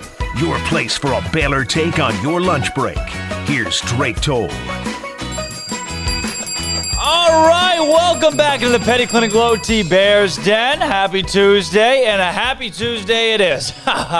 The Baylor Bears are national champions after a win against Gonzaga last night. The culture of joy sustains, and the Bears are champions of the world. I wish, usually they send out they'll send a little post-game blurb, some snippets, some highlights, just statistical highlights from the game, but nothing quite yet out there that we're seeing. But I'll tell you what, the Baylor Bears finished their season at 28-2, 30 games played this season, and they cap it all off with a win against Gonzaga, undefeated, 31-0 Gonzaga in the national championship game. Final score of that, 86-70. I'll tell you a bit of the breakdown from the game from my perspective and what I saw. And we're about to hear from Scott Drew and Jared Butler here in just a second. What I saw in the game last night, I worried. When Gonzaga pulled things within 9, it felt like, okay, maybe, just maybe, this is the part where, okay, here they come back. But it was like Baylor had an answer. We've seen Baylor, look at the Arkansas game, where it got down to 8, and you thought, okay, Baylor needs to answer, and they just couldn't. They couldn't answer until Arkansas got all the way down to 4. It was a 4-point game. I thought the Gonzaga game would go similar to that when Baylor got the lead, but it just didn't. The Bears were just there to beat up on Gonzaga constantly. It was a never-ending onslaught of offensive stars that showed out last night. Flo Thamba had 3 points at the free throw line. I thought that was big. You can overlook that stat, but I think that's big when Flo Thamba was getting the line and hitting free throws. Jared Butler, 22 points and 7 assists. Davion Mitchell, 15 points and 6 rebounds for Mitchell last night with 5 assists. How about Maceo Teague? 31 minutes played, 19 points last night, 2 rebounds, and ended up having a block as well. Mark Vidal with 6 points, had 2 steals, 2 assists, 11 boards from Mark Vidal. You want to hear a crazy stat? Mark Vidal had 8 offensive rebounds. Mark Vidal alone had 8 offensive rebounds, 3 defensive rebounds. He, last night, 3 for 7 from the field in 27 minutes of play, only 3 fouls. I'm pretty sure Mark Vidal had more offensive rebounds than the Gonzaga team did. I can tell you, Gonzaga. Oh my gosh! Guess how many offensive rebounds? Guess how many offensive rebounds? They had 5, right? They had 1. No, I don't believe that. They had 1. I'm looking at the stat, the box score right here, and it says 1. It said the only person is Ayayi. I see 5. Okay, that's weird because it's got Ayayi with 1 offensive board. Oh, I see 5 now, but I don't know how there's 5. It always says 1 for IAE, but and then there's 5. Nothing else. But still. Oh, yeah. Mark Vidal had more offensive rebounds than Gonzaga. I was talking to a Gonzaga fan in one of the timeouts. Was like, Baylor's just out-rebounding the crap out of them. And he was like, yeah, we can't get a flipping board. No, you can't. You can't. And that's what gave Baylor the win. The hustle plays. Defense and rebounding, those are all hustle plays. Team stats last night, Baylor shot the ball 67 times compared to Gonzaga's 49. That's not real. That's not real. The domination in the stat book is unrealistic. Baylor, somebody mentioned, they were like, oh, Baylor needs to shoot 50% from 3. And I said, no. All they need to do is go like 11 for 24, and they're fine. They went 10 for 23 last night, and they were fine, 43.5%. The free throw line, that was the difference. Baylor shot 16 of 18. 89% at the free throw line. I tweeted it out at one point last night. We're not good free throws. No! If Baylor's making free throws, you are in trouble. Yeah. You are in very much trouble. And Gonzaga, they were 15 of 21, which is 71%, which is somewhere around where Baylor usually is, if not less. But you expect Gonzaga to shoot better at the free throw line than they did last night. And if they do shoot better at the free throw line by 6 points, well, geez, Baylor only wins by 10. Oh, it's kind of hairy. Like, even if Gonzaga would have made all their free throws. And I'll tell you, I wanted to mention this on the show today. I want to apologize for my unsufferable tweeting. But one of the things that I had started tweeting about, the referees, the officiating. There was a point in the game where I was tired of it. I had enough. I was not happy, Bob. Not happy. When Gonzaga I think it was Gonzaga at halftime, had 13 free throws to Baylor's 2. But what?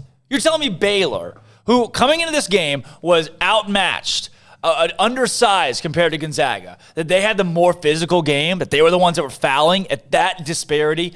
I don't like to complain about the officiating, but I had some issues. At that point in time. I tweeted a couple things out about that, but it ended up evening itself out in the end. 38-22 rebounding battle, 16 offensive boards for Baylor, 5 for Gonzaga, and then the turnover battle. Baylor only turned the ball over 9 times compared to Gonzaga's 14. The 5 turnover difference is big.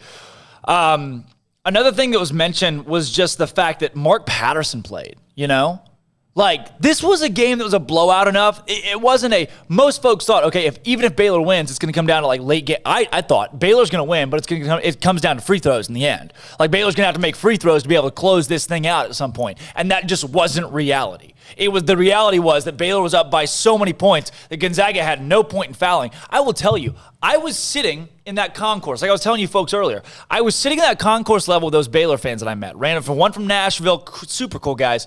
Guys to my right, they were alumni, SicEm365 subscribers. Speaking of, I met a ton of people. If I saw you or met you or got to shake your hand in Indianapolis, I am so grateful for that. The amount of people that I got to meet that follow our content and our SicEm365 subscribers was unbelievable. It felt so awesome to meet so many Baylor fans that follow our stuff. But at the 4-minute timeout, at the 4-minute media timeout, 3 minutes, 32 seconds to go, you felt it.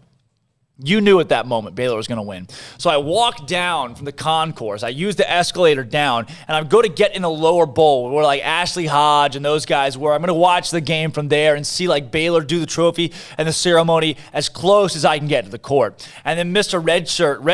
Red Coat guy stops me. He's like, whoa, where you going? And I was like, I'm going to my seat. And he was like, yeah, is your ticket down here? And I was like, no. I'm a Baylor student. I go to a Baptist college. I can't lie. So I said no, and he was like, all right, out of here, Buster. So like I walked, has a real accent too. So I walked back out of the concourse, and I was like, I'll show this guy. I'll walk in on the other little entrance right there. Well, this guy's omnipresent. Little did I know. So I walk up through there, and I go, and I see these 2 Baylor fans, and I was like, which Baylor fans are nice? I was like, hey, you guys, I mean, it's clock's ticking down. You mind if I share this moment with you? And they're like, oh, brother, come on, bring it in. I sit down beside him. Here comes Red Coat guy. He's just walking up and down the aisles, and he's like, I see you. I don't recognize you. Everybody out of here. None of you guys have a ticket. And then he looks at the 2 guys beside me, and he's like, all right, Busters, up and out of here. And I was like, all right. He's going to kick out these 2 guys who do have tickets down here and not me. And they both look at him, and they're like, oh, we got tickets here. Then he looks at me, and he goes, hey, do you? And I was like, no. So he kicks me out again for the second time. So I was like, I got this. I'm not going to go to the next little opening to get up in the lower bowl. I'm going to go to like the 3rd one down. I did run into Dale Wallace, run into Ashley Hodge, a bunch of SicEm365 guys, a bunch of guys that have contributed to this show, contribute to the outlet. Saw RG3, saw Chip Gaines, saw Trey Wingo, those guys all over there. Found my way in, and Baylor fans celebrated from there. The loudest BU chants that you can imagine. People's voices gone, people in tears. It was so surreal. The reaction when the players jumped up on that table in the post game after they'd all gotten the trophy, and the players all run up, jump out on the table, and just hands up. The fans are going nuts. There is no replacing that moment. There is so much to be said about watching that game on TV, seeing it live. So much to be said about watching that game from McLean Stadium or in Waco or on 10th Street where you're burning a couch.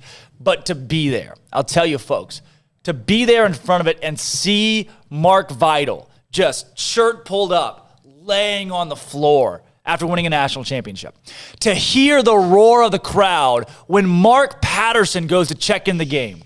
To hear how deafening the lower bowl was as Baylor was closing out a national championship victory, those are moments that are irreplaceable, that everybody there will tell their kids, their grandkids, their great-grandkids. They're going to get tired of Pap telling the same story 7 times about being at the national championship game, being in the nosebleeds, but just being there to support the Bears.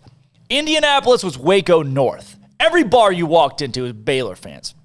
And it was a proud day. It was a proud day for Baylor Nation. It was a big day, the biggest day in Baylor sports history. Here's what Scott Drew and Jared Butler had to say about it.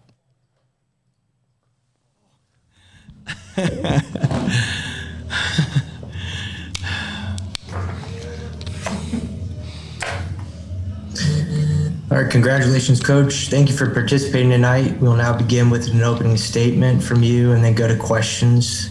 Media, please use the raise hand function to indicate you would like to ask a question. When you're called on for your question, please state your name and your affiliation first. Coach, please give us an opening statement, and then we'll go to questions.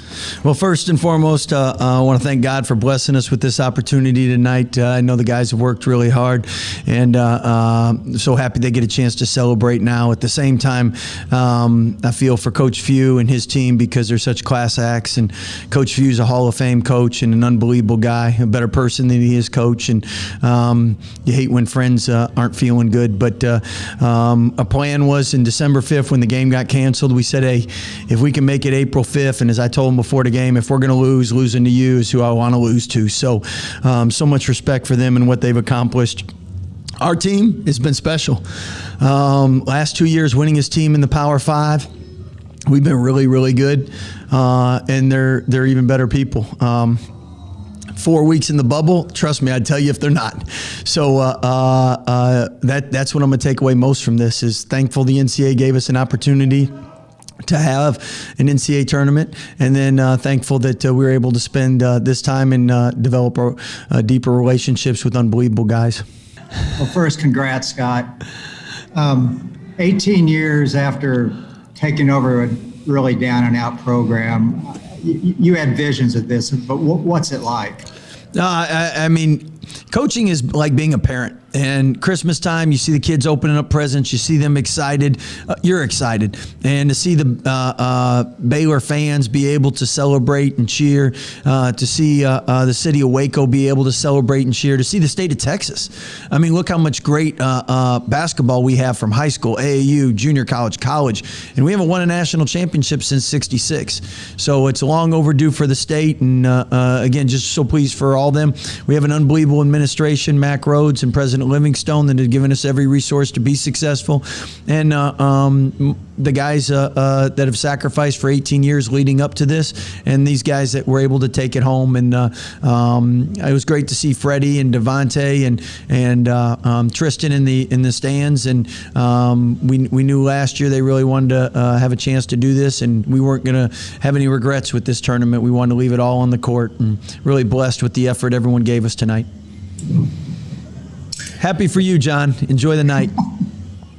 Scott, obviously, congratulations as well. I wanted to ask you, with Gonzaga being one of the best efficiency teams and advanced metric teams of all time, how do you feel like your team was able to respond so well when Gonzaga cut it to 10 at halftime?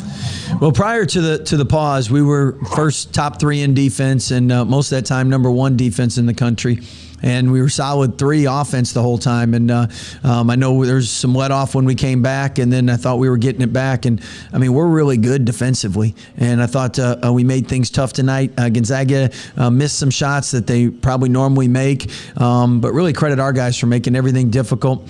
Coach Jacobs was on their staff there, and obviously familiar with the program. He had a great scouting report, but credit the players then for executing it. Yeah, Chuck Carlson, Dallas Morning News. Congratulations, Scott. Any way to explain the quick start, not only against Gonzaga, but against Houston in the Final Four? Why did you guys seem to be able to rise to the occasion, to the big stage? Simple, player-led team. And those guys didn't want to lose for each other. They wanted to play for each other. And they're winners. They're experienced. They're tough. They love one another. You can't always know if you're going to make shots, but that's why the offensive board is so critical. And we finished 16-5 on the offensive glass and 16-5 in second chance points. And I thought Mark Vidal with 8 offensive rebounds was tremendous. But I mean, total team effort. We've had a starting rotation all year, 8 guys. And I think that war on some teams, too, kept us fresher. Scott, I want you to go back to holding walk-on tryouts. What was that like, and compare that to where you're at right now? Well, obviously going into every game being 30 or 40-point underdogs and half your team walk-ons, and you know as a coach, if we can just keep it close, keep it within 20 by the first half or 10. But really credit those guys who won 3 games that year, and they laid the foundation. And those guys have stayed with the program and help support these guys. And that's what you love. Over 18 years, there's so many people that put in hard work and sweat. All our past players that constantly come back in the summertime, constantly help our young guys, send them messages, encourage them. I mean, it's their championship as much as ours, and that's why it's a we thing, and it's a great thing for Baylor University. Coach, congratulations. Chris Williams, KWTX, congratulations. I'm in McLean Stadium here in Waco. They were packed with students just going nuts. Obviously, in a year like this, you can't have as many people in Indy as you would like to, but Did you feel the Baylor fanhood everywhere else? And what can you say about allowing them to celebrate and enjoy this with you, even if they're not physically with you? Well, I look forward to seeing the highlights because, again, when Baylor's happy, when our students are happy, our fans, I mean, that's what makes our players and our coaching staff so proud. And again, they've stuck with us, have been there through the lean years, and they deserve this. Our school deserves this. So happy they could celebrate. We're excited to come back. I'm excited to get my own bed again, get that warm Texas weather. But I can tell you that we had a great turnout up here, and I thought the fans were outstanding up here, and appreciate them sacrificing, coming up here and being here to support us. Congrats, Coach. Thank you. What kind of statement did your guards make tonight against another set of pretty good guards? Yeah, Gonzaga's got some obviously unbelievable talented guards. And one thing I tell you about our guys, though, when the best is needed, the best is usually provided. And as RG3 would always say, no pressure, no diamonds. And our guys, the better the opponent, the better they play. And they love being the first. First to win conference since 1950. First to win a national championship. I mean, that really motivates them. And when you got a competitor like that and a competitive group like that, really makes it easy to coach. Hey, Scott, congratulations. Thank you. I'm curious, at the 11:45 mark of the second half, you guys were up 16, and you wrote a pretty detailed note, it looked like, to yourself on the bench. I'm just wondering what you're writing down. Actually, I was going over plays we hadn't run yet. So I had to make sure I was doing a good job coaching, you know. So, and then I don't know if we won every media in the second half, but I thought we really, if we didn't, it was close. And I thought that was really critical because Gonzaga is such an explosive team, and you had the lead, but they trimmed it down to 10 at half, and we just wanted to make sure we maintained the momentum, and really credit the guys for doing that. History. 2021 is the year, and Baylor is the school. For the first time ever, the Bears are the king of college basketball, champions of March Madness with a dominating 86-70 win over Gonzaga. Coach Drew and Baylor complete college basketball's greatest rebound and rebuild with a championship. And what a rebuild it was as Scott Drew and company cut the nets following one of the most dominant defensive performances in college basketball this season, holding the Bulldogs to their lowest scoring output of the year. Cementing his own name in history, Jared Butler was named the tournament's MVP after scoring 22 points and notching 7 rebounds in Monday's game, while Davion Mitchell earned first-team All-Tournament after notching 16 assists in the Final Four alone, the most by a player since 2005. Moreover, the green and gold held Drew Timme to just 12 points and 5 turnovers, out-rebounded the Zags 38-22, and never trailed in the game on the way to the title. It can't be emphasized enough. The Baylor Bears are the 2021 national champions in college basketball, and it can never be taken away. Other stuff happened in college too, believe it or not, as UNC assistant Hubert Davis was named head coach of the Tar Heels, replacing the retired Roy Williams, and Kansas hired Travis Goff, a Northwestern administrator and alumni, as the school's newest athletic director. And in other news, the Baylor Bears are the top dogs, #1 in the nation, national champions. I'm Armstrong Sims, and that's all the news that is news in college sports. This has been Armstrong's Minute on SicEm365 Radio's Up-Tempo. All right, back at the Petty Clinic Low T Bears Den. We had a ton of texts on the Riverman Liquor and Wine text line today. Oh my gosh. Yeah, there is some welcome home stuff. We had a question out there, welcome home, 2:05 at the airport. This, though, from Jared Butler, the post-game press conference. We had that from Scott Drew. This coming in from Jared Butler after the national championship victory. He smiles the whole time. Well, that's the end of the season. That's crazy. We're now joined by Jared Butler. Please use the raise hand function to indicate if you'd like to ask a question. When you're called on for your question, please state your name and affiliation first. First question will come from Jerry Hill. Jerry, you want to go ahead? Jerry Hill, Baylor Bear Insider. Jared, congrats. Can you just take me through that start of the game? I mean, you guys just came out on fire and kind of took it from them.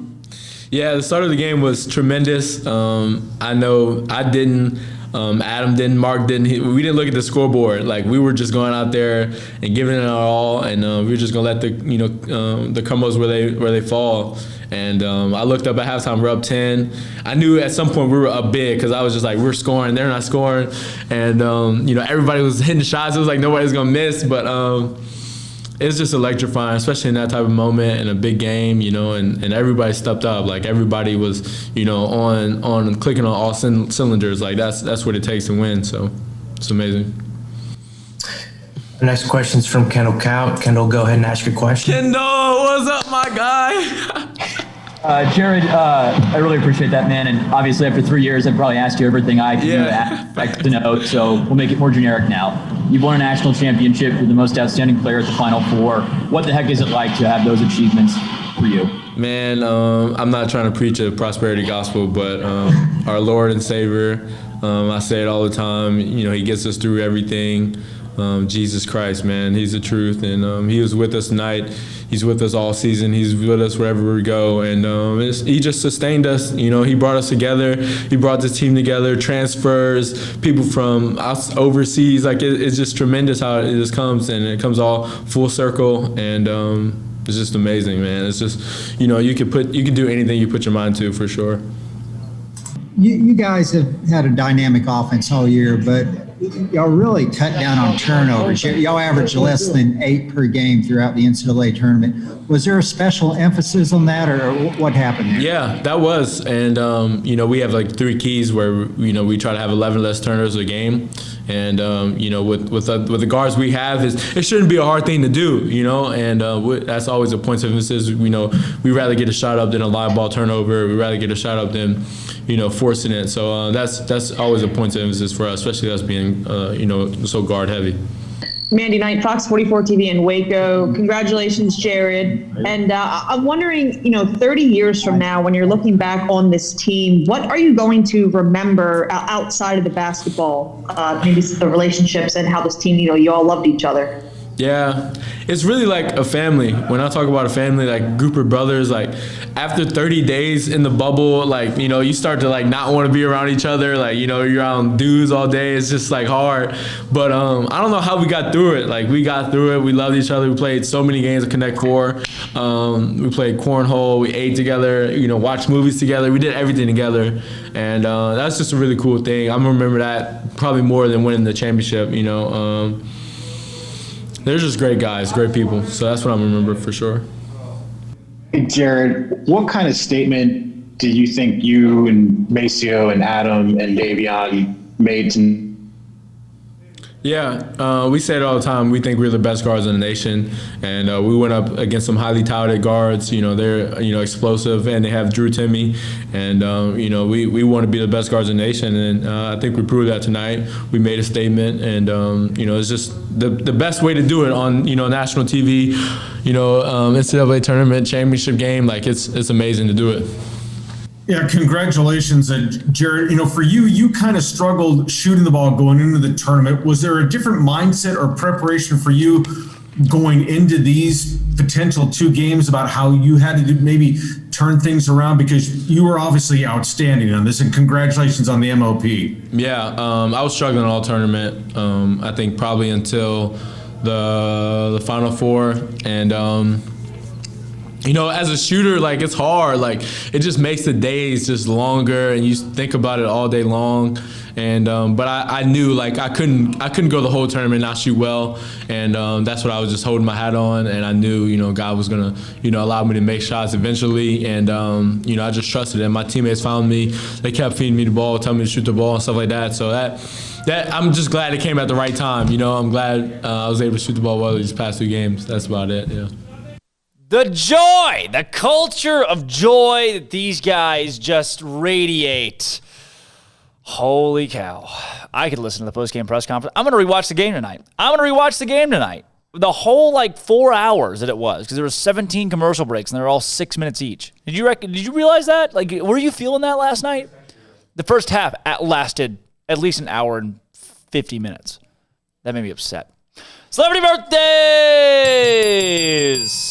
Todd Chrisley. Chrisley knows best. Pretty sure every single commercial break was an extra hour. Yep. I mean, an extra minute. Nope, hour. An extra minute, and they had added another commercial break in the first and second half. Yeah. How old's Todd Chrisley? Chrisley knows best. 50. I've never heard of that. Okay, 52. Wow. Paul Rudd? Nice. Oh, he's 53. 48. 52. 52. Still Jack's answer. Candace Cameron. Everywhere you look, there's 38. 48? 38. 38? 49. 45. Oh, you're on today. Candace Cameron. She is. She was DJ in the. Peyton List. She played in that one Disney show. She's in Cobra Kai. Right now? To 20. Okay. 24. 23. Jeez, Cole, you are just an animal. In the best way possible. Let's see here. Julie Ertz. Anybody watch women's soccer? That's Zach Ertz's wife, right? Don't get me to line. 37. 33. 29. Carrie Jobe. 37.